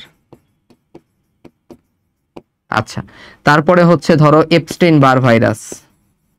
এপস্টেইন বার ভাইরাস কি হয়, নেজোফ্যারেঞ্জিয়াল ক্যান্সার, নেজোফ্যারেঞ্জিয়াল ক্যান্সার। এখন নেজো মানে কি, নেজো মানে হচ্ছে নাক, আর ফ্যারিংস মানে হচ্ছে গলবিল। বুঝতেই পারতেছো, তাহলে নাসিক্য গলবিল। ওকে, সেখানে ক্যান্সারটা হবে এপস্টেইন বার ভাইরাস দিয়ে। আচ্ছা, এরপরে তুমি লিখতে পারো হচ্ছে হারপিক সিমপ্লেক্সের কথা লিখবা, হারপিস সিমপ্লেক্স। এই হারপিস সিমপ্লেক্স দিয়ে যেটা হয় সেটা হচ্ছে ক্যাপোসি সার্কোমা। হারপিস সিমপ্লেক্স দিয়ে হবে হচ্ছে কি, ক্যাপোসি সার্কোমা হবে। ওকে, তারপরে তুমি লিখতে পারো হিউম্যান প্যাপিলোমা ভাইরাস। এটা দিয়ে তোমরা জানো যে অ্যানোজেনিটাল ক্যান্সার হয়, জরায়ু মুখের ক্যান্সার হয়ে থাকে। ঠিক আছে, মায়েদের কি হয়, জরায়ু মুখের ক্যান্সার হয়, অ্যানোজেনিটাল ক্যান্সার। আচ্ছা, ওকে, এটা হচ্ছে হিউম্যান প্যাপিলোমা ভাইরাস, এইচপিভি। ওকে, এবার আসো আমরা বলবো হচ্ছে ভাইরাসের উপকারিতা কি কি আছে। তুমি জানো যে ভাইরাসের ক্ষেত্রে ভাইরাস এটাকে ব্যবহার করে আমরা কি করতে পারি, কিছু টিকা তৈরি করতে পারি, কিছু ওষুধের ক্ষেত্রে ব্যবহার করতে পারি। যেমন কি কি টিকা আমরা তৈরি করতে পারি, খেয়াল করো। নাম্বার 1, ভাইরাস দিয়ে আমরা তৈরি করতে পারি হচ্ছে পোলিও প্লেগ। পোলিও প্লেগ, দিয়ে মনে রাখবো পোলিও প্লেগ, দিয়ে মনে রাখতে হবে হচ্ছে বসন্ত রোগের টিকা, আর জি দিয়ে মনে রাখতে হবে হচ্ছে আমাদের জলাতঙ্ক এবং জন্ডিস, হচ্ছে জন্ডিস, পাবজি। সহজে মনে রাখবা। নেমোনিক এভাবেই বানাবা যেন নেমোনিকটাকে তুমি নিজের সাথে কানেক্ট করতে পারো, বুঝতে পারছো? পাবজি। সো পোলিও প্লাগ, তারপর হচ্ছে বসন্ত, জলাতঙ্ক, জন্ডিস, এগুলোর প্রতিষেধক হচ্ছে ভাইরাস দিয়ে তৈরি করা যায়। ওষুধ কোনটা তুমি জানো যে আমাশয় কিন্তু একটা, আমাশয় কি? আমাশয় হচ্ছে একটা ব্যাকটেরিয়া ঘটিত রোগ, এটার ওষুধ তৈরি করা যায় কি দিয়ে? ভাইরাস দিয়ে। আমাশয়, তারপর হচ্ছে আমাদের টাইফয়েড এবং হচ্ছে কলেরা। আমাশয়, টাইফয়েড, কলেরা, এই তিনটা ব্যাকটেরিয়া ঘটিত রোগের ওষুধ তৈরি করা যায় আমাদের এই ভাইরাস দিয়ে। জেনেটিক প্রকৌশলে বাহক হিসেবে আমরা ভাইরাসটাকে ব্যবহার করতে পারি। ওকে, তারপরে দেখো ব্যাকটেরিয়ার নিয়ন্ত্রণে, যেমন ক্ষতিকর কিছু ব্যাকটেরিয়া আছে, এই ক্ষতিকর কিছু ব্যাকটেরিয়ার নিধনে কিন্তু আমাদের ভাইরাস ব্যবহৃত হচ্ছে। আচ্ছা, ক্ষতিকর কীট দমনে কোনটা? ক্ষতিকর কীট দমনে আমরা ভাইরাসটা ব্যবহার করে থাকি, ঠিক আছে? সো ব্যাকটেরিয়া নিয়ন্ত্রণে, ক্ষতিকর কিছু ব্যাকটেরিয়া নিয়ন্ত্রণে আমরা ফাস্ট ভাইরাসকে ব্যবহার করতে পারি। ক্ষতিকর কীট পতঙ্গ নিয়ন্ত্রণে আমরা ভাইরাসটাকে ব্যবহার করে থাকি। খরগোশ নিধনে মিক্সো ভাইরাসকে ব্যবহার করা হয়ে থাকে। এগুলো কিছু উপকারী ভূমিকা তোমার বইয়ের মধ্যে দেখবা, এই পয়েন্টগুলো কিন্তু দেয়া আছে। কিভাবে তুমি প্রেজেন্ট করবা সহজে এটা দেখাইলাম, কারণ তুমি এই জিনিসটা লিখতে তোমার কিন্তু 2 পাতার বেশি হবে না আসলে, বাট মেইন পয়েন্টগুলো তোমার যখন খাতার মধ্যে থাকবে, কি পয়েন্টগুলো যখন থাকবে, তখন দেখবা স্যার খুব খুশি হয়ে যাবেন আসলে, সত্যি কথা বলতে। ওকে, তারপর ব্রোকেন টিউলিপ ফুলটা কিরকম? টিউলিপ ফুলের গায়ে হচ্ছে নতুন ছোপ ছোপ দাগ সৃষ্টি করার জন্য ভাইরাস দায়ী, এবং এভাবে টিউলিপের সৌন্দর্য বৃদ্ধি করা হয়েছে এবং এটার ব্যবসায়িক গুরুত্বটা বেড়ে গেছে আর কি। সো এক্ষেত্রে আমরা ভাইরাসটাকে ব্যবহার করে থাকি। ওকে, তাহলে আশা করি ভাইরাস নিয়ে আমাদের আর কোনো প্রশ্ন আমাদের বাদ থাকলো না, সবগুলো আমাদের কমপ্লিট হয়ে গেল। এবার আমরা শুরু করব আমরা ব্যাকটেরিয়ার গঠন। সো ব্যাকটেরিয়ার গঠনটা তুমি যখন শুরু করবা, তোমরা জানো সবার পরিচিত একটা ছবি হচ্ছে এই ব্যাকটেরিয়া গঠনের, এই যে এটা। সো প্রথমে আমরা এই ছবিটা দেখব। ছবিটা একটু খেয়াল করো। প্রথমে দেখো আমাদের এই ভাইরাসের সবার বাইরের যে লেয়ারটা, এই বাইরের লেয়ারটাকে আমরা বলে থাকি ক্যাপসুল। ক্যাপসুলেটেড ব্যাকটেরিয়াতে কি থাকে? ক্যাপসুলেটেড ব্যাকটেরিয়াতে এরকম কিন্তু ক্যাপসুল থেকে থাকে। ওকে, এরকম কিন্তু ক্যাপসুল থেকে থাকে। আচ্ছা, তুমি জানো ক্যাপসুল কিন্তু হচ্ছে কাইন্ড অফ কার্বোহাইড্রেট জাতীয় বা জটিল কার্বোহাইড্রেট জাতীয় পদার্থ দিয়ে তৈরি হয়। এরপরে হচ্ছে আমাদের থাকে কোষ প্রাচীর, ভাইরাসের কোষ প্রাচীরটা এখানে আমি দেখাইলাম এভাবে কোষ প্রাচীরটা। এবং এরপরে ভেতরে কি দেখাবা? ভিতরে হচ্ছে আমাদের অবশ্যই কোষ ঝিল্লিটা দেখাইতে হবে। সো কোষ ঝিল্লিটা খেয়াল করো, কোষ ঝিল্লিটা ভেতরের দিকে এরকম একটা গঠন তৈরি করছে, ভেতরের দিকে একটা ভাঁজ তৈরি করছে কোষ ঝিল্লিটা। এই ভাঁজটাকে আমরা বলে থাকি মেসোজোম। মেসোজোমের কাজ কি? মেসোজোম হচ্ছে ব্যাকটেরিয়ার দ্বিভাজন অথবা বাইনারি ফিশনে হেল্প করে থাকে। মেসোজোম কিছু শক্তি উৎপাদন প্রক্রিয়ার সঙ্গেও জড়িত, দুইটা কথা মাথায় রাখবা। আচ্ছা, এরপরে যখন আমরা ভেতরে দেব, ভেতরে আমরা কোন কোন অঙ্গাণু আঁকবো খেয়াল করো। অবশ্যই তুমি এরকম সাইটোপ্লাজম দেখাবা, কোনো সমস্যা নেই, এভাবে তুমি সাইটোপ্লাজম দেখাতে পারো। তার কিছু সঞ্চয়ী খাদ্য এরকম ভলিউটিন হিসেবে থাকে, চর্বি দানার মতো করে থাকে। তুমি জানো এখানে একটা প্লাজমিড থাকবে ছোট্ট। প্লাজমিডের কিছু বৈশিষ্ট্যগুলো কি? নাম্বার 1, প্লাজমিডটা হবে বৃত্তাকার। নাম্বার 2, প্লাজমিডটাকে আমরা বলে থাকি extra chromosomal DNA, extra chromosomal DNA. এবং এই প্লাজমিডের মধ্যে অল্প কিছু সংখ্যক এনজাইম থাকে। প্লাজমিডের মধ্যে কি থাকে? অল্প কিছু সংখ্যক জিন থাকে, অল্প কিছু সংখ্যক জিন থাকে। ক্লিয়ার? এটা হচ্ছে আমাদের প্লাজমিড। সো প্লাজমিড আমাদের মেইন কনসার্ন কোনটা? মেইন কনসার্ন হচ্ছে আমাদের আলটিমেটলি ব্যাকটেরিয়াল ক্রোমোজোমটা কোনটা। এই দেখো, এইটা হচ্ছে আমাদের ব্যাকটেরিয়াল ক্রোমোজোমটা। এটা হচ্ছে ক্রোমোজোম বলা হয়েছে কারণ এটা হচ্ছে ব্যাকটেরিয়ার ক্রোমোজোমাল ডিএনএ, মেইন ক্রোমোজোম। আর প্লাজমিডটা কি? প্লাজমিডটা হচ্ছে আমাদের এক্সট্রা ক্রোমোজোমের বাইরে একটা বৃত্তাকার ডিএনএ। ওকে, সো এখন খেয়াল করো, এই যে আমাদের ক্রোমোজোমের কথা বলা হয়েছে, এটা হচ্ছে আমাদের ক্রোমোজোমাল ডিএনএ। এরপরে খেয়াল করো, অবশ্যই এখানে আমাদের রাইবোজোম থাকবে। তুমি জানো ব্যাকটেরিয়ার যে রাইবোজোম সেটা কিন্তু 70S প্রকৃতির। এই 70S রাইবোজোমকে তুমি দুইটা সাব টাইপে ভাগ করতে পারো, একটা হচ্ছে সাব ইউনিট থাকে, একটা 50S আর হচ্ছে একটা 30S, এগুলো আগের পড়াশোনা। এবং এরপরে দেখো আমাদের আর তেমন কিছু এখানে নাই। সো এই জিনিসগুলো তুমি দিবা, এই জিনিসগুলো দিলে হচ্ছে তোমার ব্যাকটেরিয়া গঠনটা দেখানো হয়ে যাবে। এবার বাইরে কি কি গঠন আছে খেয়াল করো। এই যে আমাদের কোষ ঝিল্লি, এই কোষ ঝিল্লি থেকে বের হয়েছে কি, এই কোষ ঝিল্লি থেকে বের হয়েছে কিছু ফ্লাজেলা, এগুলো হচ্ছে ফ্লাজেলা। এই ফ্লাজেলার মধ্যে প্রোটিন থাকে যেটাকে বলি আমরা ফ্লাজেলিন প্রোটিন বলে থাকি। সো ফ্লাজেলার মেইন কাজটা কিন্তু হচ্ছে চলনে সহায়তা করা, চলনে সহায়তা করা। অপরদিকে দেখো এরকম সুইয়ের মতো একটা গঠন তুমি দেখতে পাবা। এই সুইয়ের মতো গঠনটাকে আমরা বলে থাকি পিলি। পিলি যেই প্রোটিন দিয়ে গঠিত সেটাকে বলা হয় পিলিন প্রোটিন। ওকে, এই পিলিটা কিন্তু আমরা সব ব্যাকটেরিয়াতে পাবো না, নর্মালি আমরা গ্রাম নেগেটিভ ব্যাকটেরিয়াতে বেশি পেয়ে থাকি। তারপরে হচ্ছে যেমন গনোরিয়া ব্যাকটেরিয়াতে বেশি পাওয়া যায়, কারণ পিলিটা কিসে হেল্প করে থাকে, পিলিটা পোষক কোষের সাথে সংযুক্তিতে হেল্প করে থাকে, পোষক কোষের সাথে সংযুক্তিতে আমাদের এই পিলিটা বেশি হেল্প করে থাকে। বুঝতে পারছো? তাহলে এই কয়েকটা জিনিস দিলে তোমার কিন্তু আলটিমেটলি আমাদের ব্যাকটেরিয়ার গঠনটা পুরোপুরি হয়ে যাবে। তাহলে খেয়াল করো যে কোষ প্রাচীর, কোষ প্রাচীরটা কি টাইপের হবে? কোষ প্রাচীরটা অবশ্যই কার্বোহাইড্রেট টাইপের হয়ে থাকে, এবং আমরা বলে থাকি যে এই কোষ প্রাচীরটা মিউকোপ্রোটিন জাতীয় পদার্থের তৈরি পেপটিডোগ্লাইকেন দিয়ে গঠিত হয়। এই পেপটিডোগ্লাইকেনটাকে আমরা বলে থাকি কি, আমরা বলে থাকি জটিল কার্বোহাইড্রেট। কি বলে থাকি আমরা? আমরা বলতে পারি জটিল কার্বোহাইড্রেট বলে থাকি। আচ্ছা, তারপরে দেখো গ্রাম পজিটিভ গ্রাম নেগেটিভ, মনে রাখতে হবে যে গ্রাম পজিটিভ ব্যাকটেরিয়ার কোষ প্রাচীর বেশি পুরু, গ্রাম পজিটিভ ব্যাকটেরিয়ার কোষ প্রাচীর বেশি পুরু। এই জন্য তারা কি করতে পারে, তারা ক্রিস্টাল ভায়োলেট রং ধরে রাখতে পারে। এই জন্য আমরা এটাকে বেগুনি রঙের দেখি। এটাই হচ্ছে গ্রাম পজিটিভ। পজিটিভ কেন বলতেছি? তারা কোষ প্রাচীর বেশি পুরু, তারা ক্রিস্টাল ভায়োলেট রংটা বেশি ধারণ করতে পারে। ওকে, আর গ্রাম নেগেটিভের ক্ষেত্রে কি হয়? গ্রাম নেগেটিভের যে কোষ প্রাচীর আছে সেটা কোষ প্রাচীরটা হচ্ছে কম পুরু হয়। ওকে, যার জন্য তারা কি করতে পারে না, তারা ক্রিস্টাল ভায়োলেট রংটাকে ধরে রাখতে পারে না। এরা হচ্ছে গ্রাম নেগেটিভ। সো এই ক্রিস্টাল ভায়োলেটের ব্যাপারটা কিরকম? ক্রিস্টাল ভায়োলেটটা হচ্ছে বেগুনি বর্ণের। সো আমরা ব্যাকটেরিয়ার উপরে প্রথমে ক্রিস্টাল ভায়োলেট নামক বেগুনি রঞ্জকটা দিই, তখন আমাদের ব্যাকটেরিয়াগুলা, সেটা গ্রাম পজিটিভ হোক গ্রাম নেগেটিভ হোক, দুইটাই কিন্তু বেগুনি কালারের আছে, নো প্রবলেম। এরপরে আমরা কি করি? এরপর আমরা এগুলোকে অ্যালকোহল দিয়ে ধোয়ার পরে আমরা একটা নীল রং, আমরা কি দিই? আমরা হচ্ছে লাল রঞ্জক দিই। এই লাল রঞ্জক দেওয়ার পরে কি হয় একটু খেয়াল করো। গ্রাম পজিটিভ ব্যাকটেরিয়া যেহেতু বেশি পরিমাণের ক্রিস্টাল ভায়োলেট রং ধরে রাখছে, ওকে, আমাদের এই ক্রিস্টাল ভায়োলেট রংটা কিন্তু খুব সহজে বের হয়ে যায় না, যার জন্য সে লাল রঞ্জক আর নেয় না, এই জন্য এটা বেগুনি রঙে থেকে যায়। আর গ্রাম নেগেটিভ ব্যাকটেরিয়ার ক্ষেত্রে কি হয়? তাদের কোষপ্রাচীর তো কম পুরু, তারা কম পরিমাণে ক্রিস্টাল ভায়োলেট রং ধরে রাখছে। সো যখন আমি লাল রঞ্জক দিব, তখনই কিন্তু ক্রিস্টাল ভায়োলেট রংটা হচ্ছে ধুয়ে গিয়ে সে লাল রঞ্জকটা হচ্ছে ধরে রাখে। ধুয়ে কিসের মাধ্যমে? অ্যালকোহলের কারণে ধুয়ে যায়। বুঝতে পারছো? পরে সেটা লাল রঞ্জক নিয়ে নেয়। এই জন্য গ্রাম নেগেটিভ ব্যাকটেরিয়াগুলো কোষপ্রাচীর কম পুরু হওয়ার জন্য তারা লাল বর্ণ ধারণ করে থাকে ক্রিস্টাল ভায়োলেট দেওয়ার পরও। ক্লিয়ার? আচ্ছা, ফাইন। এবার আসো হচ্ছে আমাদের ক্যাপসুলে। এই ক্যাপসুলটাও কিন্তু আমাদের কি কার্বোহাইড্রেট জাতীয় বা জটিল কার্বোহাইড্রেট জাতীয় পদার্থ। ফ্লাজেলার মধ্যে আমরা জানি যে ফ্লাজেলেন প্রোটিন পাওয়া যায়, এটা চলনে বেশি হেল্প করে থাকে। আর পিলিটা কি? পিলি হচ্ছে পোষক কোষের সাথে সংযুক্তি, পোষক কোষের সাথে সংযুক্তিতে হেল্প করে থাকে।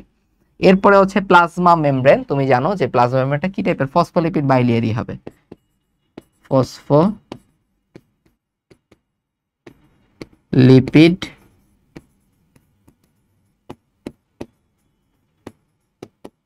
বাইলেয়ারই থাকবে। এরপর হচ্ছে মেসোজোম। মেসোজোম তুমি জানো যে মেসোজোমটা কোষ বিভাজনে বা আমি বলবো হচ্ছে দ্বিভাজনে বেশি হেল্প করে থাকে, বা বাইনারি ফিশনে বেশি হেল্প করে থাকে।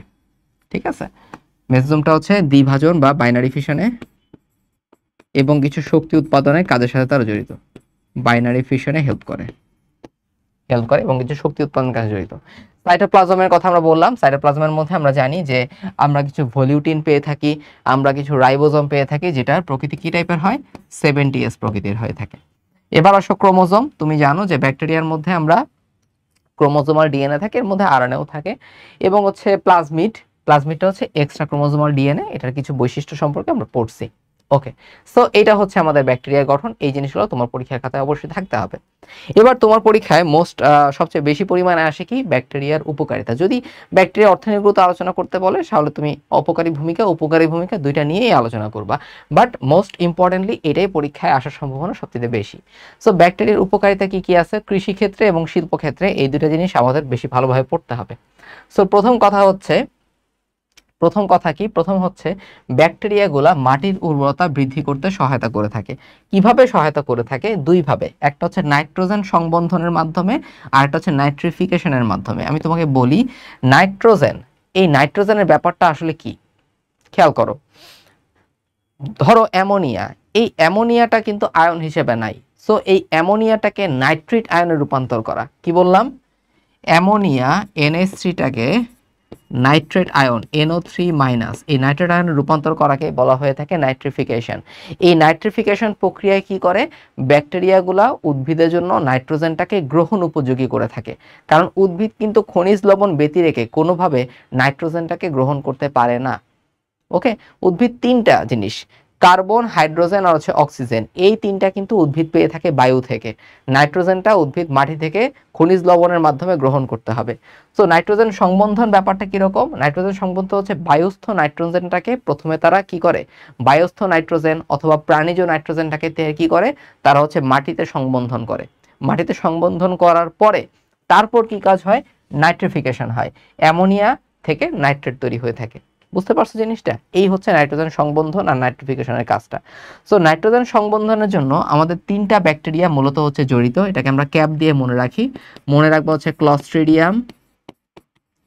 ক্লস্ট্রিডিয়াম, তারপরে এতে মনে রাখবো হচ্ছে অ্যাজোটোব্যাক্টর, আর পিতে মনে রাখতে হবে হচ্ছে সিউডোমোনাস, ঠিক আছে? আর নাইট্রিফিকেশনের কাজটা কারা করে? মনে রাখবো হচ্ছে নাইট্রোব্যাক্টর এবং নাইট্রোকক্কাস, এই দুইটা। নাইট্রোব্যাক্টর 1 নাম্বার এবং নাইট্রোকক্কাস, এই দুইটা। তারপর হচ্ছে পতঙ্গনাশক হিসেবে আমাদের কোন ধরনের ব্যাকটেরিয়া ভূমিকা রাখে? ব্যাসিলাস থারিনজিয়েন্সিস, এই ব্যাকটেরিয়াটা বেশি হেল্প করে থাকে। ওকে, তারপরে দেখা হচ্ছে পশু খাদ্য অথবা সিলেজ তৈরিতে আমাদের ল্যাক্টোব্যাসিলাস ব্যাকটেরিয়াটা হেল্প করে থাকে। পশু খাদ্য অথবা সিলেজ তৈরিতে আমাদের ল্যাক্টোব্যাসিলাস ব্যাকটেরিয়াটা হেল্প করে থাকে। সো পতঙ্গনাশক, তুমি পতঙ্গ দেখলেই থাবা মারতে যাও, সো ব্যাসিলাস থারিনজিয়েন্সিস মনে থাকবে। আর পশু খাদ্য বা সিলেজ তৈরিতে ল্যাক্টোব্যাসিলাসটা ইউজ হয়।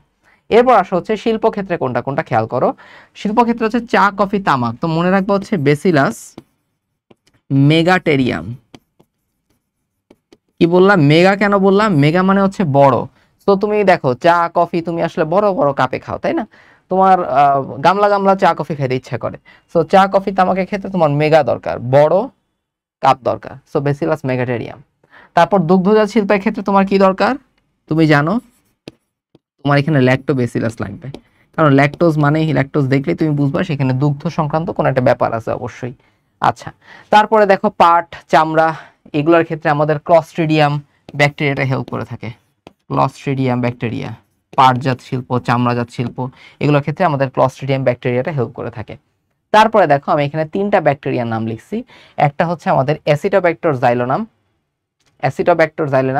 যেখান থেকে আমরা তৈরি করে থাকি হচ্ছে অ্যাসিটোব্যাক্টর। সো এটা তৈরি করবে হচ্ছে ভিনেগার অর্থাৎ অ্যাসিটিক অ্যাসিড তারা তৈরি করতে পারে, ঠিক আছে? অ্যাসিটোব্যাক্টর জাইলোনাম থেকে আমরা কি তৈরি করব? অ্যাসিটিক অ্যাসিড তৈরি করব। ওকে, ওইটার কথা বাদ দাও, এটা হচ্ছে অ্যাসিটিক অ্যাসিড তৈরি করবে। ব্যাসিলাস ল্যাক্টোএসিডি, এই ল্যাক্টোএসিডি তাহলে এটা তৈরি করবে কি? ল্যাকটিক অ্যাসিড তৈরি করার ক্ষেত্রে এটা ভূমিকা উল্লেখযোগ্য। এবং ক্লস্ট্রিডিয়াম অ্যাসিটোবিউটিলাম, এইটা কি? হচ্ছে অ্যাসিটোন তৈরি করতে হেল্প করে থাকে। অ্যাসিটোন হেল্প করতে আমাদের এই ক্লস্ট্রিডিয়াম অ্যাসিটোবিউটিলিকাম এটা হেল্প করে থাকে। ক্লিয়ার? সো অ্যাসিটোব্যাক্টর জাইলিনাম থেকে অ্যাসিটিক অ্যাসিড, ব্যাসিলাস ল্যাকটিএসিডি থেকে ল্যাকটিক অ্যাসিড, ক্লস্ট্রিডিয়াম অ্যাসিটোবিউটিলিকাম থেকে অ্যাসিটোন আমরা পাবো। ওকে, তুমি যদি একটু কনসিয়াসলি পড়ো তাহলে দেখবা এই নামগুলো সবগুলো তোমার পরিচিত হয়ে গেছে, তুমি এগুলো লিখে আসতে পারবা। ওকে, বানানগুলো একটু খেয়াল করবা। সো বানানগুলো খেয়াল করার ক্ষেত্রে আমি তোমাকে বলি, অনেক সময় কঠিন লাগতে পারে। সো অ্যাসিটোব্যাক্ট, তুমি এটাকে 3টা সিলেবলে ভাগ করো, অ্যাসিটোব্যাক্টর, জাইলিনাম। আমি সায়েন্টিফিক নেমগুলো হচ্ছে এভাবে পড়ার চেষ্টা করতাম, তাহলে কি হইতো, আমার হচ্ছে মনে রাখতে সুবিধা হইতো, বানান আমি ভুল করতাম না। বুঝতে পারছো? এভাবে তুমি পড়বা, বারবার পড়বা। যখনই যে জিনিসটা কঠিন লাগবে তুমি 5বার পড়বা, 5বার লিখবা, দেখবা সুন্দর একটা ইন্ট্রোডাকশন হয়ে গেছে ওটার সঙ্গে। তারপর তুমি রিভাইজ দিতে দিতে জিনিসটা খুব ইজিলি আত্মস্থ করতে পারবা। Okay fine. তাহলে এবার আসো আমরা ভাইরাস এবং ব্যাকটেরিয়ার মধ্যে পার্থক্যগুলো কি কি আছে সেই জিনিসটা আমরা একটু দেখি। নাম্বার 1, ভাইরাসের প্রকৃতি কিরকম এবং ব্যাকটেরিয়ার প্রকৃতি কিরকম। যেমন ভাইরাসকে কিন্তু আমরা বলে থাকি জীব এবং জ্বরের মধ্যবর্তী একটা অবস্থা। অপরদিকে আমরা ব্যাকটেরিয়াকে কি বলে থাকি, ব্যাকটেরিয়া হচ্ছে একটা প্রোক্যারিওট। প্রোক্যারিওট মানে কি, মানে হচ্ছে তারা আদিকোষী। প্রোক্যারিওট অর্থাৎ আদিকোষী। তারপরে আকারটা দেখো, ভাইরাসকে আমরা বলছিলাম অতি আণুবীক্ষণিক, অতি আণুবীক্ষণিক। অপরদিকে আমরা ব্যাকটেরিয়াকে বলে থাকি আণুবীক্ষণিক,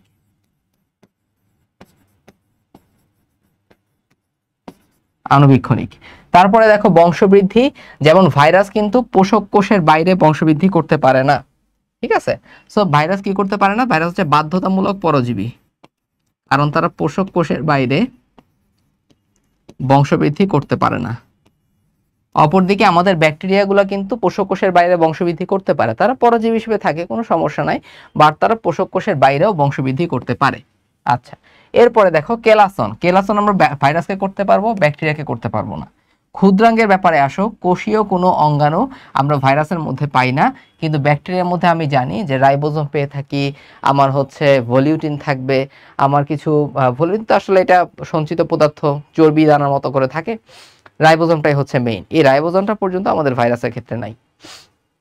নিউক্লিক অ্যাসিডের অবস্থান তুমি জানো যে নিউক্লিক অ্যাসিডে থাকে হচ্ছে কোথায়, যে মাথার মধ্যে থাকে, মাথায় ক্যাপসিডের ভেতরে থাকে।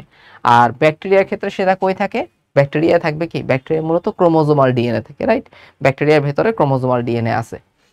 যেহেতু ভাইরাসের ক্ষেত্রে টি টু ফার্স্ট ভাইরাস আমরা দেখে আসছিলাম যে মাথা এবং লেজ দুইটা অংশ থাকে, এই জন্য আলাদা করে বলা হয়েছে যে মাথার মধ্যে ডিএনএটা থাকে, লেজে কোনো জেনেটিক ম্যাটেরিয়ালস থাকে না। নিউক্লিক অ্যাসিডের প্রকৃতি তুমি জানো যে ভাইরাসে হয় ডিএনএ থাকবে অথবা আরএনএ থাকবে, কিন্তু আমি জানি যে ব্যাকটেরিয়ার মধ্যে আমরা কি করতে পারি, ডিএনএ এবং আরএনএ একসাথে পেয়ে থাকি। তারপর এনজাইম, ভাইরাসের ক্ষেত্রে আমরা কোনো বিপাকীয় এনজাইম পাই না, ব্যাকটেরিয়ার মধ্যে আমরা অনেকগুলো বিপাকীয় এনজাইম পেয়ে থাকি। এই হচ্ছে আমাদের ভাইরাস এবং ব্যাকটেরিয়ার কিছু গুরুত্বপূর্ণ পার্থক্য। ওকে, আচ্ছা ফাইন। এবার আসলে আমরা চলে আসবো আমাদের ম্যালেরিয়া পরজীবীর মধ্যে। আমি জানি যে আমাদের ম্যালেরিয়া পরজীবীতে অনেকের অনেক সমস্যা হয়, ম্যালেরিয়া পরজীবী অনেকে মনে রাখতে পারো না, সো খেয়াল করো, আমরা বুঝে বুঝে আজকে জিনিসটা পড়ার চেষ্টা করব। ম্যালেরিয়া পরজীবীর জীবনচক্র হচ্ছে দুইটা, একটা হচ্ছে মানব দেহে হয় আর একটা হচ্ছে মশকিতে হয়। এর মধ্যে খেয়াল করো, দেখো মশকের মধ্যে একটা আছে যেটাকে আমরা বলে থাকি গ্যামিটোগনি। সো গ্যামিটোগনি প্রক্রিয়ায় কি সৃষ্টি হয়, মনে রাখবা যে গ্যামিটোগনি প্রক্রিয়ায় কিন্তু গ্যামেট সৃষ্টি হয়। এখন তুমি বলো গ্যামেট সৃষ্টি কিসের সঙ্গে জড়িত, অবশ্যই যৌন জননের সঙ্গে জড়িত। এই জন্য আমরা বলে থাকি যে মশকের মধ্যে ম্যালেরিয়া পরজীবীর যৌন প্রজনন হয়ে থাকে। এই জন্য মশকিটা কিন্তু ম্যালেরিয়া পরজীবীর মুখ্য পোষক, মুখ্য পোষক। তাহলে যেই পোষক দেহে কোনো একটা পরজীবীর কি হয়ে থাকে, যৌন জনন সম্পন্ন হবে, সেই জিনিসটাকে আমরা বলে থাকি হচ্ছে মুখ্য পোষক। বুঝতে পারছো? আচ্ছা, এই জিনিসটা আমাদের মাথায় রাখতে হবে। সো মশকি কেন মুখ্য পোষক, কারণ মশকের অভ্যন্তরে আমাদের ম্যালেরিয়া পরজীবীর গ্যামেট সৃষ্টি হয়, তার যৌন জননটা সম্পন্ন হয়ে থাকে। অপরদিকে মানব দেহে কিন্তু ম্যালেরিয়া পরজীবীর কোন ধরনের জনন সম্পন্ন হয়, অযৌন জনন সম্পন্ন হয়। এই জন্য মানুষ হচ্ছে ম্যালেরিয়া পরজীবীর কি, গৌণ পোষক, গৌণ পোষক। ক্লিয়ার? এবার খেয়াল করো, আমাদের মানব দেহের মধ্যে আমাদের ম্যালেরিয়া পরজীবীর জীবন চক্রটাকে আমরা দুই ভাগে ভাগ করে থাকি, একটা হচ্ছে হেপাটিক সাইজোগনি, একটা হচ্ছে এরাইথ্রোসাইটিক সাইজোগনি। খেয়াল করো, প্রথমে দেখো সাইজোগনি নামটা কোত্থেকে আসছে, মনে রাখবা যে সাইজোগনি নামটা আসছে হচ্ছে সাইজন্ট থেকে, সাইজন্ট। তাহলে সাইজন বলতে আমরা কি বুঝি, সাইজন বলতে আমরা কি বুঝি খেয়াল করো, ধরো একটা কোষের মধ্যে যদি আমরা একাধিক নিউক্লিয়াস পাই, একটি কোষে একাধিক নিউক্লিয়াস থাকলে সেই ম্যালেরিয়ার পর্যায়টাকে আমরা বলে থাকি হচ্ছে সাইজন্ট। বলা হয়ে থাকে যে একটা সাইজন্টের মধ্যে প্রজাতি ভেদে 1000 থেকে 1200টা পর্যন্ত নিউক্লিয়াস থাকতে পারে। কয়টা নিউক্লিয়াস থাকতে পারে? একটা সাইজন্টের মধ্যে প্রজাতি ভেদে 1000 থেকে 1200টার মতো হচ্ছে নিউক্লিয়াস থাকতে পারে। ক্লিয়ার? বুঝতে পারছো? এটাই হচ্ছে আমাদের সাইজন দশা। সো এই সাইজন দশাটা আমরা পেয়ে থাকি হচ্ছে মানব দেহে। এই জন্য মানব দেহে ম্যালেরিয়া পরজীবীর যেই দশাগুলো পাওয়া যায় সেগুলোকে বলা হয় সাইজোগনি। সো হেপাটিক কথার মানে হচ্ছে লিভার। হেপাটোসাইট, লিভারের প্রত্যেকটা কোষ বা যকৃতের প্রত্যেকটা কোষকে বলা হয় হেপাটোসাইট। এই জন্য হেপাটিক কথা মানেই সেটা লিভারের সাথে সম্পর্কিত। আর এরাইথ্রোসাইটিক মানে কি? এরাইথ্রোসাইট বলতে আমরা কি বুঝি? এরিথ্রো কথার অর্থ কি? লাল। তাহলে লোহিত রক্তকণিকাকে আমরা বলে থাকি হচ্ছে রেড ব্লাড সেলকে আমরা বলে থাকি এরাইথ্রোসাইট। ঠিক আছে? সো এরাইথ্রোসাইটিক সাইজোগনি হবে আরবিসির মধ্যে, আর হেপাটিক সাইজোগনি হয়ে থাকে লিভারের মধ্যে। আচ্ছা, এবার দেখো এই হেপাটিক সাইজোগনিটাকে আমরা আবার দুই ভাগে ভাগ করে থাকি। একটাকে আমরা বলে থাকি প্রি এরাইথ্রোসাইটিক সাইজোগনি, আর একটা হচ্ছে এক্সো এরাইথ্রোসাইটিক সাইজোগনি। ক্লিয়ার? তাহলে হেপাটিক সাইজোগনির মধ্যে যে দুইটা পার্ট থাকে সেই দুইটাও কিন্তু এরাইথ্রোসাইটিক নামের সাথেই সম্পর্কিত। একটা হচ্ছে প্রি আর একটা হচ্ছে এক্সো। এক্ষেত্রে মনে রাখতে হবে যে প্রি এরাইথ্রোসাইটিক সাইজোগনিতে সময় লাগে 4 দিন, আর এক্সো এরাইথ্রোসাইটিক সাইজোগনির সময় লাগে হচ্ছে 3 থেকে 6 দিন। এই জন্য বলা হয়ে থাকে পুরো হেপাটিক সাইজোগনি। কি বলা হয়? পুরো হেপাটিক সাইজোগনি সম্পন্ন হতে কতদিন সময় লাগতে পারে? পুরো হেপাটিক সাইজোগনি সম্পন্ন হতে আমাদের 7 থেকে 10 দিনের মতো সময় লাগে। পুরো হেপাটিক সাইজোগনি সম্পন্ন হতে আমাদের 7 থেকে 10 দিনের মতো সময় লাগে। ক্লিয়ার? আচ্ছা, এবার চিন্তা করো যে একটা এরাইথ্রোসাইটিক সাইজোগনি সম্পন্ন হইতে কতক্ষণ লাগে? এটা প্রজাতি ভেদে। জিনিসটা কিরকম বলি, যেমন প্লাজমোডিয়াম ভিভেক্সে দেখা যায় 48 ঘন্টা পরপর জ্বর আসে। সো একটা এরাইথ্রোসাইটিক সাইজোগনি সম্পন্ন হইতে প্লাজমোডিয়াম ভিভেক্সের ক্ষেত্রে সময় লাগে হচ্ছে 48 ঘন্টা। ক্লিয়ার? বুঝতে পারছো? তো এক একটা প্রজাতির ক্ষেত্রে আমরা এক এক রকম সময় এইভাবে পেয়ে থাকি। এবার হচ্ছে মশকের মধ্যে আমরা গ্যামেটোগনি পেয়ে থাকি, স্পোরোগনি পেয়ে থাকি, এটা আমরা আলাদাভাবে আলোচনা করব। ওকে, ফাইন। এবার আমরা মানুষের মধ্যে যে তিনটা জীবনচক্র পেয়ে থাকি, প্রি এরাথ্রোসাইটিক সাইজোগনি, এক্সো এরাথ্রোসাইটিক সাইজোগনি এবং এরাথ্রোসাইজোগনি, এদের আক্রমণকারী দশা কোনটা, সর্বশেষ দশা কোনটা, এই জিনিসটা আমাদের মনে রাখতে হবে। খেয়াল করো, প্রি এরাথ্রোসাইটিক সাইজোগনি এক্ষেত্রে আক্রমণকারী দশা হচ্ছে স্পোরোজয়েড। তুমি জানো যখন একটা মশকি তোমাকে কামড় দিবে, যখন একটা অ্যানোফিলিস মশকি তোমাকে কামড় দিবে, তখন কিন্তু আমাদের মশকির ভেতর থেকে ম্যালেরিয়া পরজীবীর যেই দশাটা মানব দেহে প্রবেশ করে সেটা হচ্ছে স্পোরোজয়েড। তাহলে মনে রাখবা যে স্পোরোজয়েড হচ্ছে আক্রমণকারী দশা।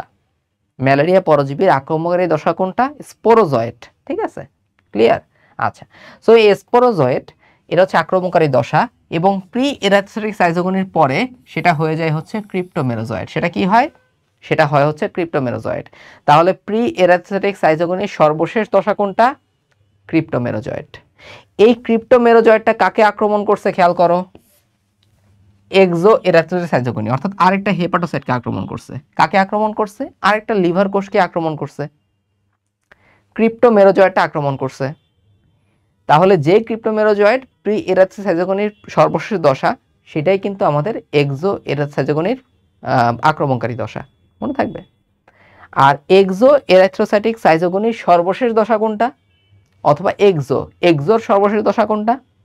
মেটাক্রিপ্টোমেরোজয়েড। তুমি জাস্ট নামের আগে একটা মেটা লাগাই দিলা। এখন একটা টিপস মনে রাখবা, যেখানেই তুমি ক্রিপ্টো নামটা দেখবা, ক্রিপ্টো নাম দেখা মানে সেইটা হেপাটিক সাইজোগনির পার্ট হবে, হেপাটিক সাইজোগনির কোনো একটা দশা হবে। এই নামটা তুমি মিলাই নিবা। কারণ কি? কারণ ক্রিপ্টো কথার মানে কি? ক্রিপ্টো কথার মানে হচ্ছে গুপ্ত থাকা, গোপন থাকা। সো একটা ম্যালেরিয়া পরজীবী যখন সুপ্তাবস্থায় থাকে তখন কিন্তু সে ওই যকৃতকে তার গোপন আস্তানা হিসেবে বেছে নেয়। এই জন্য আমরা হেপাটিক সাইজোগনির সাথে সম্পর্কিত দশাগুলোকে ক্রিপ্টো নামে ডাকি, ক্রিপ্টো নামে ডাকি। ঠিক আছে? আচ্ছা, এবার আসো এরাথ্রোসাইটিক সাইজোগনি। তাহলে তুমি চিন্তা করো, যেই এক্সো এরাথ্রোসাইটিক সাইজোগনির সর্বশেষ দশা ছিল মেটাক্রিপ্টোমেরোজয়েড, এই মেটাক্রিপ্টোমেরোজয়েডের ক্ষেত্রে আমরা দুইটা পেয়ে থাকি। একটা হচ্ছে মাইক্রো, মানে একটা ছোট হয়ে থাকে, আর একটা হচ্ছে ম্যাক্রো। তো আমাদের মনে রাখতে হবে যে ছোট যেই মেটাক্রিপ্টো মেরোজয়েটটা আছে সেগুলো ছোট কোষকে আক্রমণ করবে। ছোট কোষ কোনটা? ছোট কোষ হচ্ছে আমাদের আরবিসি।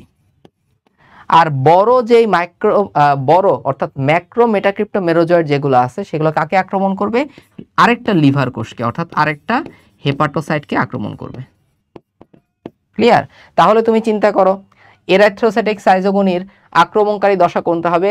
মাইক্রো মেটাক্রিপ্টো মেরোজয়েট, ছোটটা। এবং এইটার সর্বশেষ দশা কোনটা হয়? সর্বশেষ দশা হচ্ছে আমাদের গ্যামেটোসাইট। এখন তুমি মানুষের দেহে যতগুলা দশা দেখতে পাচ্ছ সবগুলা দশা হচ্ছে হ্যাপ্লয়েড টাইপের দশা। মনে থাকবে, আমরা যৌনক্রম নিয়ে পরে আলোচনা করব, বাট আমি একটা হিন্টস দিয়ে রাখলাম। ওকে, আচ্ছা ঠিক আছে, ফাইন। এবার আসো প্রি এরাথ্রোসাইটোগনি নিয়ে আমরা এখন পড়াশোনা করব। খেয়াল করো, খেয়াল করো, আমরা প্রথমে ছবিটা একটু খেয়াল করি। ছবিটা খেয়াল করো। ছবির মধ্যে আমি ধরো লাল কালি দিয়ে কি দেখাইলাম? আমি ধরো এভাবে লাল কালি দিয়ে একটা হেপাটোসাইট অথবা যকৃত কোষকে দেখাইলাম। এটা হচ্ছে আমাদের যকৃত কোষের নিউক্লিয়াস। যেহেতু যকৃত কোষের নিউক্লিয়াস, এটা আমি লাল কালি দিয়েই দেখাইলাম। এরপরে কি হইলো? আমার নীল রঙের একটা স্পোরোজয়েড, ম্যালেরিয়া পরজীবীর আক্রমণকারী দশা। এটা হচ্ছে কোনটা? স্পোরোজয়েড। স্পোরোজয়েডের মনে রাখতে হয় কি, স্পোরোজয়েডটা কি আকৃতির? এটা দেখতে পাচ্ছ, এটা হচ্ছে মাকু আকৃতির একটা জিনিস। ওকে, মাকু আকৃতির হয়। স্পোরোজয়েডটা আমাদের যকৃত কোষে আক্রমণ করলো। সো লাল কালি দিয়ে তুমি আবার কি দেখাবা? লাল কালি দিয়ে তুমি আবার একটা হেপাটোসাইট এভাবে আঁকলা। হেপাটোসাইটের আমাদের যকৃত কোষের নিউক্লিয়াসটাকে তুমি আবার দেখাইলা, কোনো সমস্যা নাই। পরবর্তীতে কি হয়?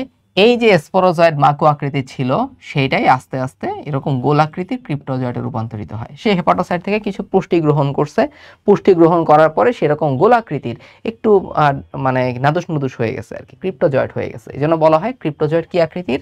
ক্রিপ্টোজয়েডটা হচ্ছে গোলাকৃতির। ক্রিপ্টোজয়েডটা হয়ে থাকে গোলাকৃতির। এরপরে আমাদের কি হয় একটু খেয়াল করো। আলটিমেটলি আস্তে আস্তে আমাদের যকৃত কোষের যে নিউক্লিয়াসটা, যকৃত কোষের নিউক্লিয়াসটা কিন্তু আস্তে আস্তে কি হতে শুরু করে? আস্তে আস্তে কিন্তু বিনষ্ট হতে শুরু করে। তুমি চিন্তা করো যে আক্রান্ত যকৃত কোষের ভাঙন, এখানে তুমি কোনো নিউক্লিয়াসে খুঁজে পাচ্ছ না, কারণ যকৃত কোষ বা হেপাটোসাইট আস্তে আস্তে মারা যেতে শুরু করছে, নষ্ট হতে শুরু করছে। যাই হোক, এবার তুমি একটু খেয়াল করো। এবার আমি যদি আঁকি হচ্ছে কিসের কথা? ক্রিপ্টোজয়েডগুলা আলটিমেটলি তারা সাইজন তৈরি করবে, অর্থাৎ ক্রিপ্টোজয়েডের যে নিউক্লিয়াসটা আছে সেই নিউক্লিয়াসটা মাইটোসিস বিভাজন হতে থাকবে। তুমি জানো যে মাইটোসিস বিভাজন কিন্তু যে কোনো ধরনের কোষে হয়, সেটা হ্যাপ্লয়েড বলো, সেটা ডিপ্লয়েড বলো, যে কোনো ধরনের কোষে মাইটোসিস বিভাজন হতে পারে। অপরদিকে মায়োসিস বিভাজনটা হয়ে থাকে শুধুমাত্র ডিপ্লয়েড কোষে। সো এই ক্রিপ্টোজয়েডের নিউক্লিয়াসটা মাইটোসিস বিভাজন হতে হতে এরকম কি করবে? অসংখ্য বহু নিউক্লিয়াস বিশিষ্ট দশা সাইজন তৈরি করে থাকে। তুমি জানো যে প্রজাতিভেদে একটা সাইজন্টের মধ্যে নিউক্লিয়াসের সংখ্যা 1000 থেকে 1200টার মতো হতে পারে। তুমি এদিকে তোমার হেপাটোসাইটের অবস্থা খারাপ, এটা নিউক্লিয়াসটা আস্তে আস্তে বিলুপ্ত হতে শুরু করছে। এই সাইজন্টের মধ্যে যে নিউক্লিয়াসটা আছে, এই নিউক্লিয়াসগুলা প্রত্যেকটা নিউক্লিয়াস এখন আলাদা আলাদা পরজীবীর দশায় পরিণত হবে। এই প্রত্যেকটা নিউক্লিয়াসের আশেপাশে সাইটোপ্লাজম জমবে, এর আশেপাশে প্লাজম তৈরি হবে। এভাবে আমি পাবো হচ্ছে ক্রিপ্টোমেরোজয়েড। তুমি জানো এই ক্রিপ্টোমেরোজয়েডটাই কিন্তু আমাদের প্রি এরাথ্রোসাইটিক সাইজোগনির সর্বশেষ দশা। সো আক্রান্ত যকৃত কোষের ভাঙনের মাধ্যমে এই ক্রিপ্টোমেরোজয়েডটা এখন আমার উন্মুক্ত হলো। উন্মুক্ত হওয়ার পরে তারা কোথায় যাবে? তারা কি করে? তারা হচ্ছে আরেকটা যকৃত কোষকে আক্রমণ করে। এবং দেখো, এটা নতুন যকৃত কোষের কথা এখানে লেখা হয়েছে, লাল কালি দিয়ে আমি এটা দেখাইতে পারি। এই যকৃত কোষটা নতুন, এটা নিউক্লিয়াস এখনো হেলদি আছে, এরকম গোল সুন্দর নিউক্লিয়াস এটা দেখতে পাচ্ছ। ওকে, পরবর্তীতে কি হয়? পরবর্তীতে ওই আগের মতোই আমাদের যেই ক্রিপ্টোমেরোজয়েডটা ঢুকছে, সেই ক্রিপ্টোমেরোজয়েডের নিউক্লিয়াসটা মাইটোসিস বিভাজনের মাধ্যমে আবার সাইজন তৈরি করবে, এবং সাইজন তৈরি করার মাধ্যমে আবার আলটিমেটলি এই সাইজনটির নিউক্লিয়াসের আশেপাশে প্রথমে সাইটোপ্লাজম জমা হবে, তারপর প্লাজম তৈরি হবে। আমরা পাবো কি? মেটাক্রিপ্টোমেরোজয়েড। তাহলে ক্রিপ্টোমেরোজয়েডের বাচ্চা কোনটা? মেটাক্রিপ্টোমেরোজয়েড। ক্রিপ্টোজয়েডের বাচ্চা কোনটা? ক্রিপ্টোমেরোজয়েড। আর ক্রিপ্টোমেরোজয়েডের বাচ্চা কোনটা? মেটাক্রিপ্টোমেরোজয়েড। ক্লিয়ার? বুঝতে পারছো? এই মেটাক্রিপ্টোমেরোজয়েডটাকে আমরা দুইটা ভাগে ভাগ করতে পারি। একটা হচ্ছে আমাদের মাইক্রো অর্থাৎ ছোট মেটাক্রিপ্টোমেরোজয়েড, আর একটা হচ্ছে ম্যাক্রো অর্থাৎ বড় মেটাক্রিপ্টোমেরোজয়েড। মাইক্রো যেটা সেটাই হচ্ছে ছোট কোষ আরবিসিকে আক্রমণ করে, ম্যাক্রো যেটা সেটাই হচ্ছে লিভার সেলকে আক্রমণ করবে বা হেপাটোসাইটকে আক্রমণ করবে। যেমন দেখো, এই বড় যেই ম্যাক্রো মেটাক্রিপ্টোমেরোজয়েড, বড় যেই মেটাক্রিপ্টোমেরোজয়েডটা আছে সেটা কিন্তু আরেকটা যকৃত কোষে আক্রমণ করে আবার সে প্রি এরিথ্রোসাইটিক সাইটোগনি সূচনা করতে পারে। ক্লিয়ার? বুঝতে পারছো? আচ্ছা, তো খেয়াল করো এইখানে ক্রিপ্টোমেরোজয়েড নিয়ে আমাদের একটা কথা বলা আছে। যখন ক্রিপ্টোমেরোজয়েডটা একটা হেপাটিক কোষ থেকে মুক্ত হয়ে গেল, সে আসলে কোথায় উন্মুক্ত হবে? মনে রাখতে হবে লিভারের মধ্যে। খেয়াল করো, আমি যদি এই ছবিটা একটু বড় করি, এখানে তুমি একটু খেয়াল করো, এখানে দেখো এখানে অসংখ্য এরকম হেপাটোসাইট আছে, অসংখ্য এরকম হেপাটোসাইট আছে, এখানে হেপাটোসাইট আছে। সো এই হেপাটোসাইটগুলার, এই হেপাটোসাইটের সারির মাঝখানে দেখো আমি নীল রং দিয়ে একটা জায়গা বুঝাই, এটা হচ্ছে আমাদের নীল রং দিয়ে আমি একটা জায়গা বুঝাইলাম। এই জায়গাটাকে আমি বলে থাকি সাইনোসয়েড। তাহলে সাইনোসয়েড হচ্ছে রক্তপূর্ণ একটা ফাঁকা জায়গা যেটা আসলে হেপাটোসাইটের কোষগুলার মধ্যে থাকে। ক্লিয়ার জিনিসটা?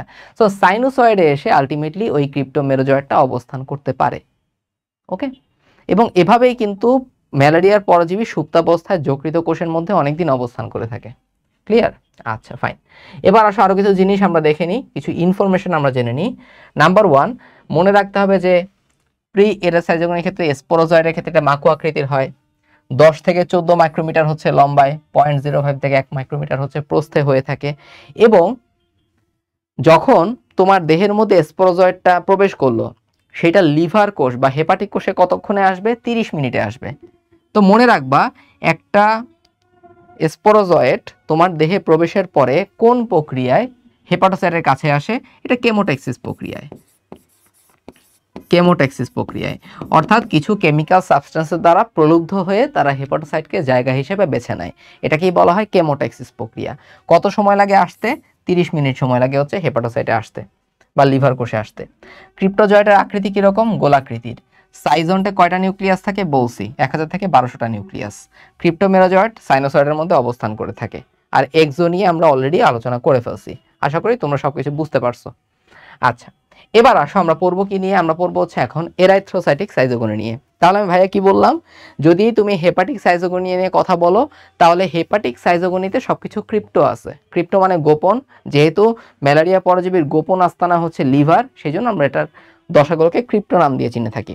আর ওদিকে বলছিলাম স্পোরোজয়েডটা হয় গোলাকার ক্রিপ্টোজয়েড। ক্রিপ্টোজয়েডের বাচ্চা কোনটা? ক্রিপ্টোমেরোজয়েড।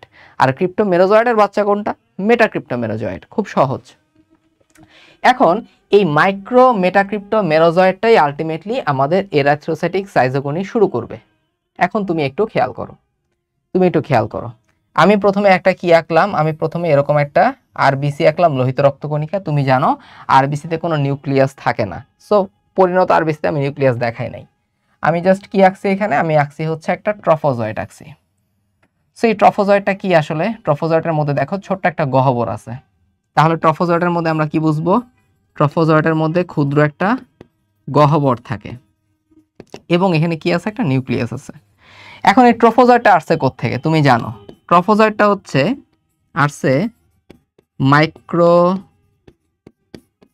মেটাক্রিপ্টোমেরোজয়েড। যখন আমার আরবিসিকে অ্যাটাক করছে, আরবিসিকে অ্যাটাক করার পরে আরবিসি থেকে কিছু খাদ্য ভক্ষণ করার পরে তারা ট্রফোজয়েডে পরিণত হয়েছে। এই হচ্ছে আমাদের কথা। এখন তুমি একটু খেয়াল করো এখানে কি হয়। তুমি একটু খেয়াল করো, আরবিসির মতোই আছে, কোনো সমস্যা নাই।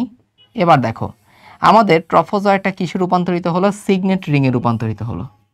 সিগনেট রিং বলতে আমরা কি বুঝি? আগেকালের রাজা বাদশারা কি করতো? হাতে একটা আংটি পরিধান করতো। যখন যুদ্ধক্ষেত্রে তাদের কোন একটা সিলমোহর মারার প্রয়োজন হইতো, ওই আংটি দিয়ে তারা সিলমোহরটা এরকম মেরে দিতে পারতো। ঠিক আছে? সো ব্যাপারটা ওই রকম যে এখানে সিলমোহরটা এখানে থাকতো, আর এই হচ্ছে তাদের আংটির জন্য যেই ফাঁকা জায়গাটা তাদের আঙ্গুলের মধ্যে ঢোকানোর জন্য যেটা দরকার ছিল সেটা। এই জন্য এটা হচ্ছে সিগনেট রিং।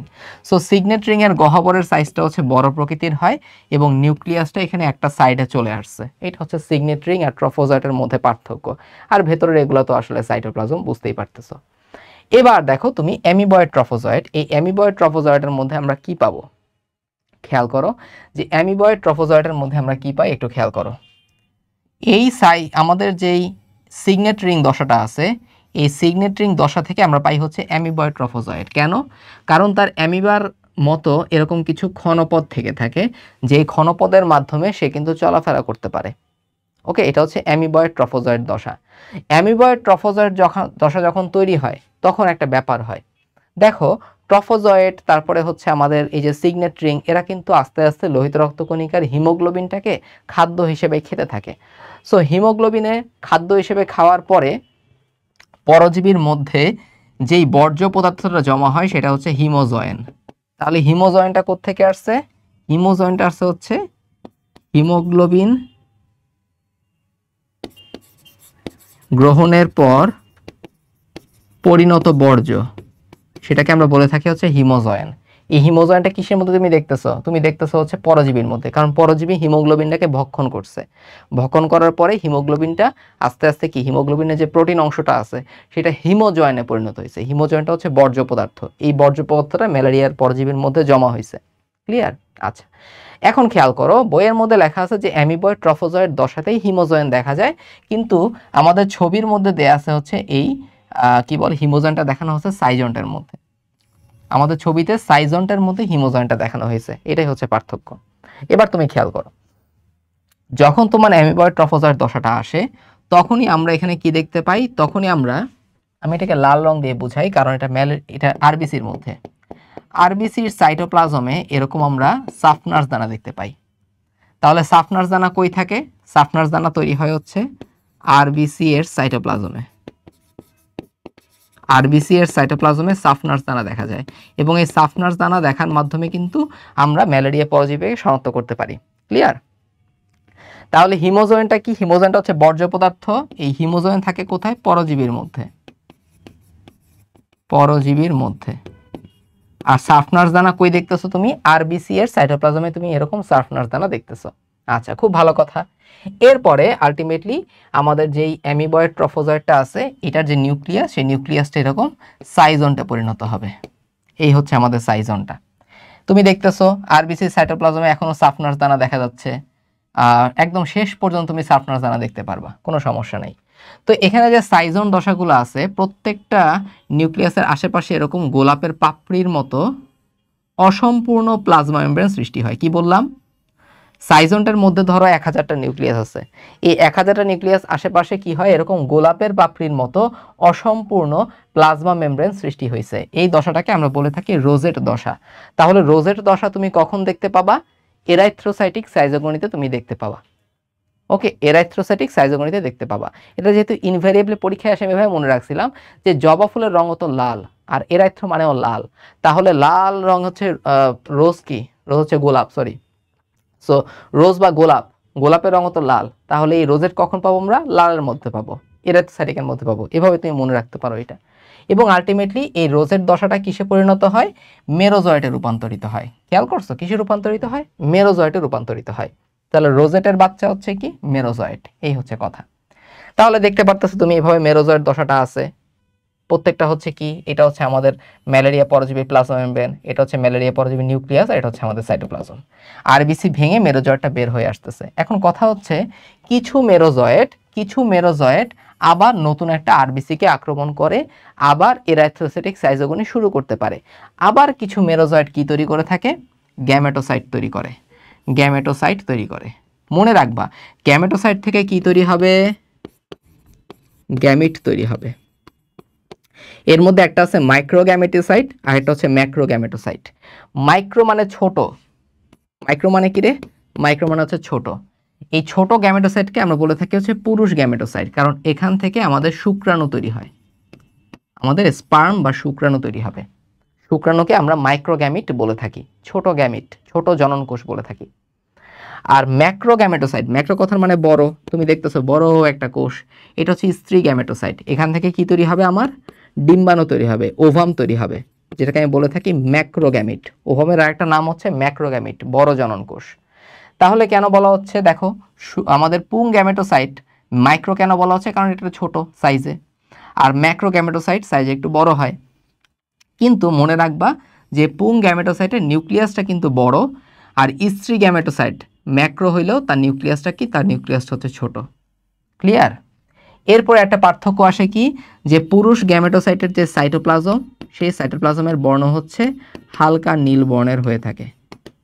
অপরদিকে ম্যাক্রোগ্যামেটোসাইট অথবা বড় গ্যামেটোসাইট, স্ত্রী গ্যামেটোসাইট, এটার সাইটোপ্লাজম হয়ে থাকে গাঢ় নীল বর্ণের। সো এই জন্যই ভাইয়া কিন্তু আগের এই যে তোমরা একটু আগে ছবিটা দেখছিলা, এখানে তোমরা দেখছিলা কি, এখানে দেখছিলা ভাইয়া কি বলছে, ইরাথিসিস সাইজোগনিতে আক্রমণকারী দশা হচ্ছে মাইক্রো মেটাক্রিপ্টোমেরাজয়েড এবং আমাদের সর্বশেষ দশা কোনটা, সর্বশেষ দশা হচ্ছে আমার গ্যামেটোসাইট। বুঝতে পারছো? আশা করি ক্লিয়ার হয়েছে তোমাদের কাছে। আচ্ছা ফাইন, এবারে খেয়াল করো এখানে আর কি কি জিনিস আছে। এখানে আমাদের তেমন জিনিস নাই, বাকিগুলো সব কিছুই তোমরা পড়ে ফেলছো অলরেডি। এখন আমি এখানে কিছু জিনিস হচ্ছে আলোচনা করব। দেখো এখানে প্রি পেটেন্ট কাল বলতে আমরা কি বুঝে থাকি একটু আমাদের বুঝতে হবে। প্রি পেটেন্ট কাল মানে হচ্ছে ধরো জীবাণু প্রবেশ করছে তোমার দেহের মধ্যে, জীবাণু প্রবেশ করা থেকে শুরু করে যত সময় পরে তুমি জীবাণুটাকে শনাক্ত করতে পারবা। জীবাণু প্রবেশ করলো, যত সময় পরে তুমি জীবাণুটাকে শনাক্ত করতে পারবা সেটাকে বলা হয় প্রি প্যাটেন্ট কাল। ওকে, সো ম্যালেরিয়া পরজীবীর ক্ষেত্রে প্রি প্যাটেন্ট কাল হচ্ছে বলা হয়ে থাকে 7 থেকে 8 দিন। এবার আমি বলবো হচ্ছে সুপ্তাবস্থা জিনিসটা কি। সুপ্তাবস্থা বা ইনকিউবেশন পিরিয়ড, ইনকিউবেশন পিরিয়ডটা কি? ইনকিউবেশন পিরিয়ডটা মনে রাখবা যে জীবাণু প্রবেশ করছে, জীবাণু প্রবেশ করা থেকে শুরু করে রোগ লক্ষণ প্রকাশ পাওয়া পর্যন্ত সময়কে আমরা বলে থাকি সুপ্তাবস্থা বা সুপ্তিকাল। এটা হচ্ছে ইনকিউবেশন পিরিয়ড, জীবাণু প্রবেশ করা থেকে শুরু করে আমাদের রোগ লক্ষণ প্রকাশ পাওয়া। যেমন সুপ্তাবস্থা তুমি জানো Plasmodium falciparum, Plasmodium ovale, Plasmodium vivax, Plasmodium malariae. তুমি জানো যে এটার ক্ষেত্রে কয়দিন হয়ে থাকে? 8 থেকে 15 দিন। এটার ক্ষেত্রে কয়দিন? আমাদের 11 থেকে 16 দিন। ভিভেক্সের ক্ষেত্রে কি হয়? 12 থেকে 20 দিন। ওকে, এই হচ্ছে আমাদের সুপ্তাবস্থা। বিভিন্ন জীবের ক্ষেত্রে সুপ্তাবস্থা কীরকম আমরা দেখলাম। প্লাজমোডিয়াম ফ্যালসিপারামে 8 থেকে 15 দিন, ওভালের ক্ষেত্রে 11 থেকে 16 দিন, ভিভেক্সের ক্ষেত্রে হচ্ছে আমাদের 12 থেকে কয়দিন? 12 থেকে হচ্ছে 20 দিন, আর ম্যালেরির ক্ষেত্রে আমাদের 18 থেকে 40 দিন। ক্লিয়ার? এগুলো হচ্ছে দিনের হিসাব। এটা হচ্ছে সুপ্তাবস্থা। জীবাণু প্রবেশ করছে, স্পোরোজয়েড প্রবেশ করছে, তারপরে কতক্ষণে তোমার রোগ লক্ষণ প্রকাশ পাইছে বা কতক্ষণে তোমার জ্বর আসছে, এটাই হচ্ছে আমাদের সুপ্তাবস্থা। ওকে, আচ্ছা ফাইন। এই হচ্ছে আমাদের। এবার আসো মশকের দেহে জীবনচক্রটা আমরা একটু দেখি। মশকের দেহে জীবনচক্রটা কীরকম আমরা একটু খেয়াল করি। খেয়াল করো এই যে ছবিটা আছে, এই ছবিটা আসলে কোথায় হচ্ছে? এই ছবিটা হচ্ছে মশকের মধ্যে।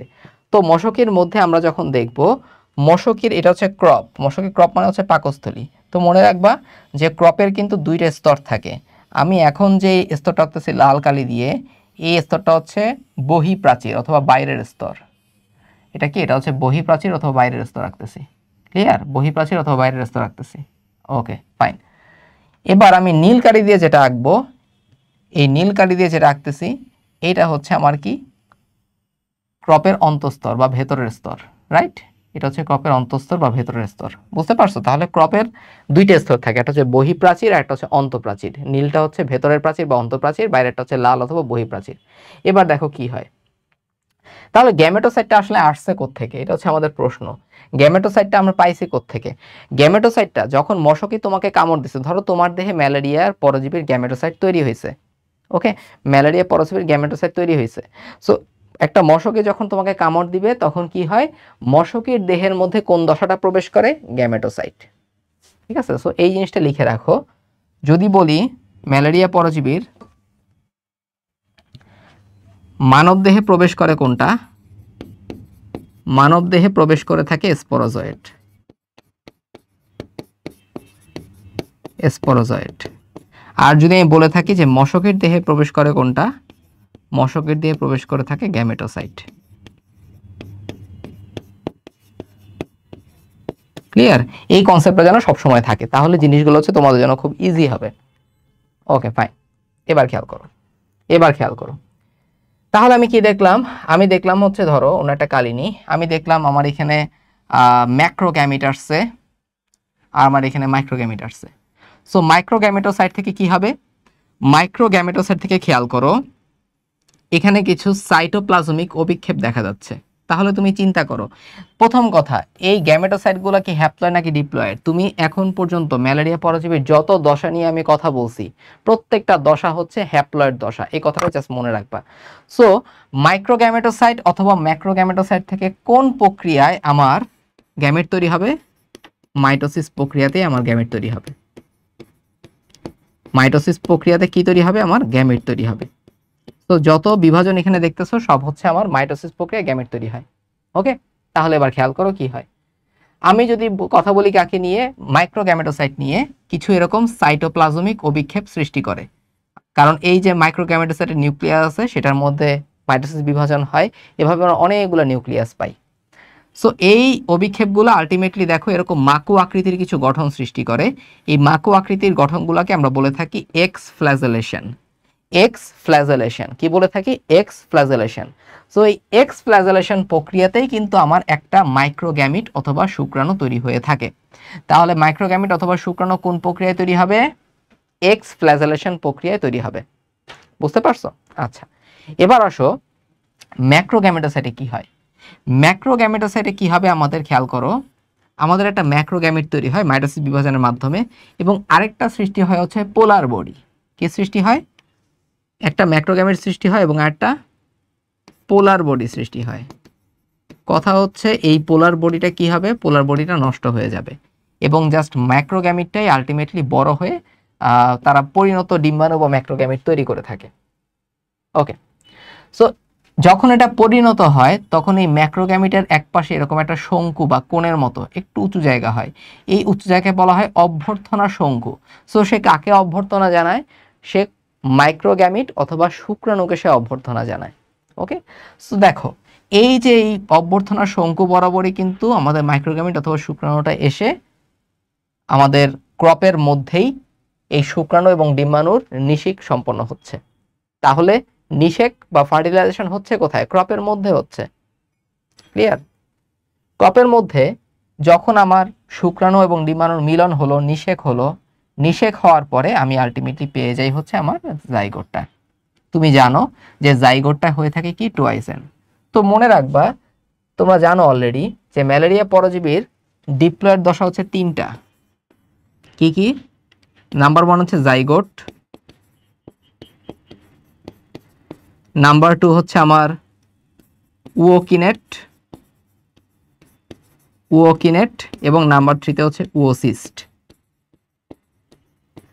আমাদের ম্যালেরিয়া পরজীবী আমরা যত দশা নিয়ে কথা বলি না কেন, আমাদের ডিপ্লয়েড দশা হচ্ছে শুধুমাত্র এই তিনটাই, জাইগোট, উওকিনেট আর হচ্ছে উওসিস্ট। বুঝতে পারছো? আচ্ছা, সো এই জাইগোটটা আলটিমেটলি কিছু কিটের মতো পরিণত হয়, যেটাকে আমরা বলি উওকিনেট। উওকিনেট হচ্ছে কিটের মতো। উওকিনেট মানে কিটের মতো, তারা একটু সচল প্রকৃতির হয়। উওকিনেটটা সচল প্রকৃতির হয়ে তারা কোথায় যায়? তারা মশকির ক্রপের অন্তঃপ্রাচীরটাকে ভেদ করে এই বহিঃপ্রাচীরের নিচে এসে অবস্থান করছে। খেয়াল করছো? সো উওকিনেটটা যখন আলটিমেটলি এইভাবে মশকির ক্রপের বহিঃপ্রাচীরের নিচে অবস্থান করে, সেটাকেই আমরা বলে থাকি উওসিস্ট। তাহলে উওকিনেটটা কি করে? মশকির অন্তঃপ্রাচীর ভেদ করা তার কাজ। অন্তঃপ্রাচীর ভেদ করার পরে উওসিস্টটা থাকে কোথায়? মশকির ক্রপের বহিঃপ্রাচীরের ঠিক নিচে। খেয়াল করছো? বহিঃপ্রাচীরের ঠিক নিচেই হচ্ছে আমার উওসিস্ট। এরপরে আলটিমেটলি কি হয়? এরপরে শুরু হয় হচ্ছে স্পরোগনি।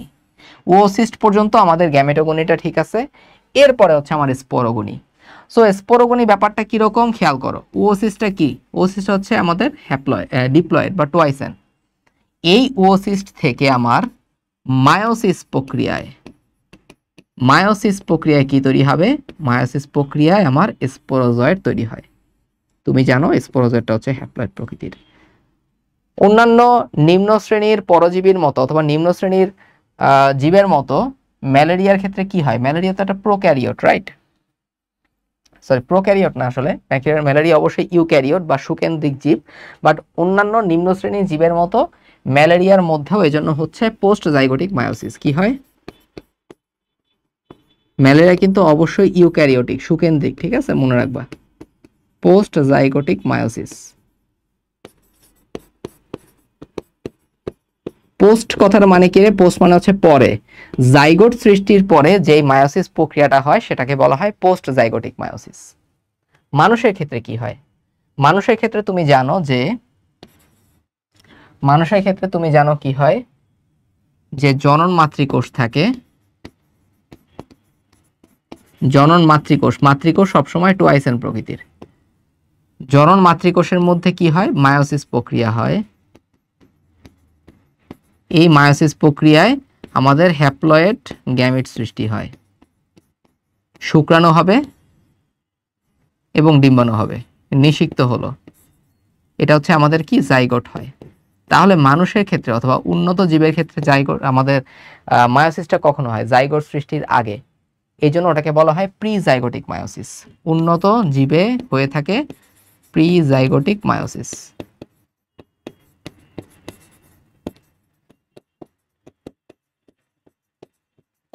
ক্লিয়ার, বুঝতে পারছো? প্রি মানে হচ্ছে আগে। আর ম্যালেরিয়া কি হয়ে থাকে, পোস্ট জাইগোটিক মায়োসিস। জাইগোট সৃষ্টির পরে আমার মায়োসিসটা হচ্ছে। ওকে, ক্লিয়ার?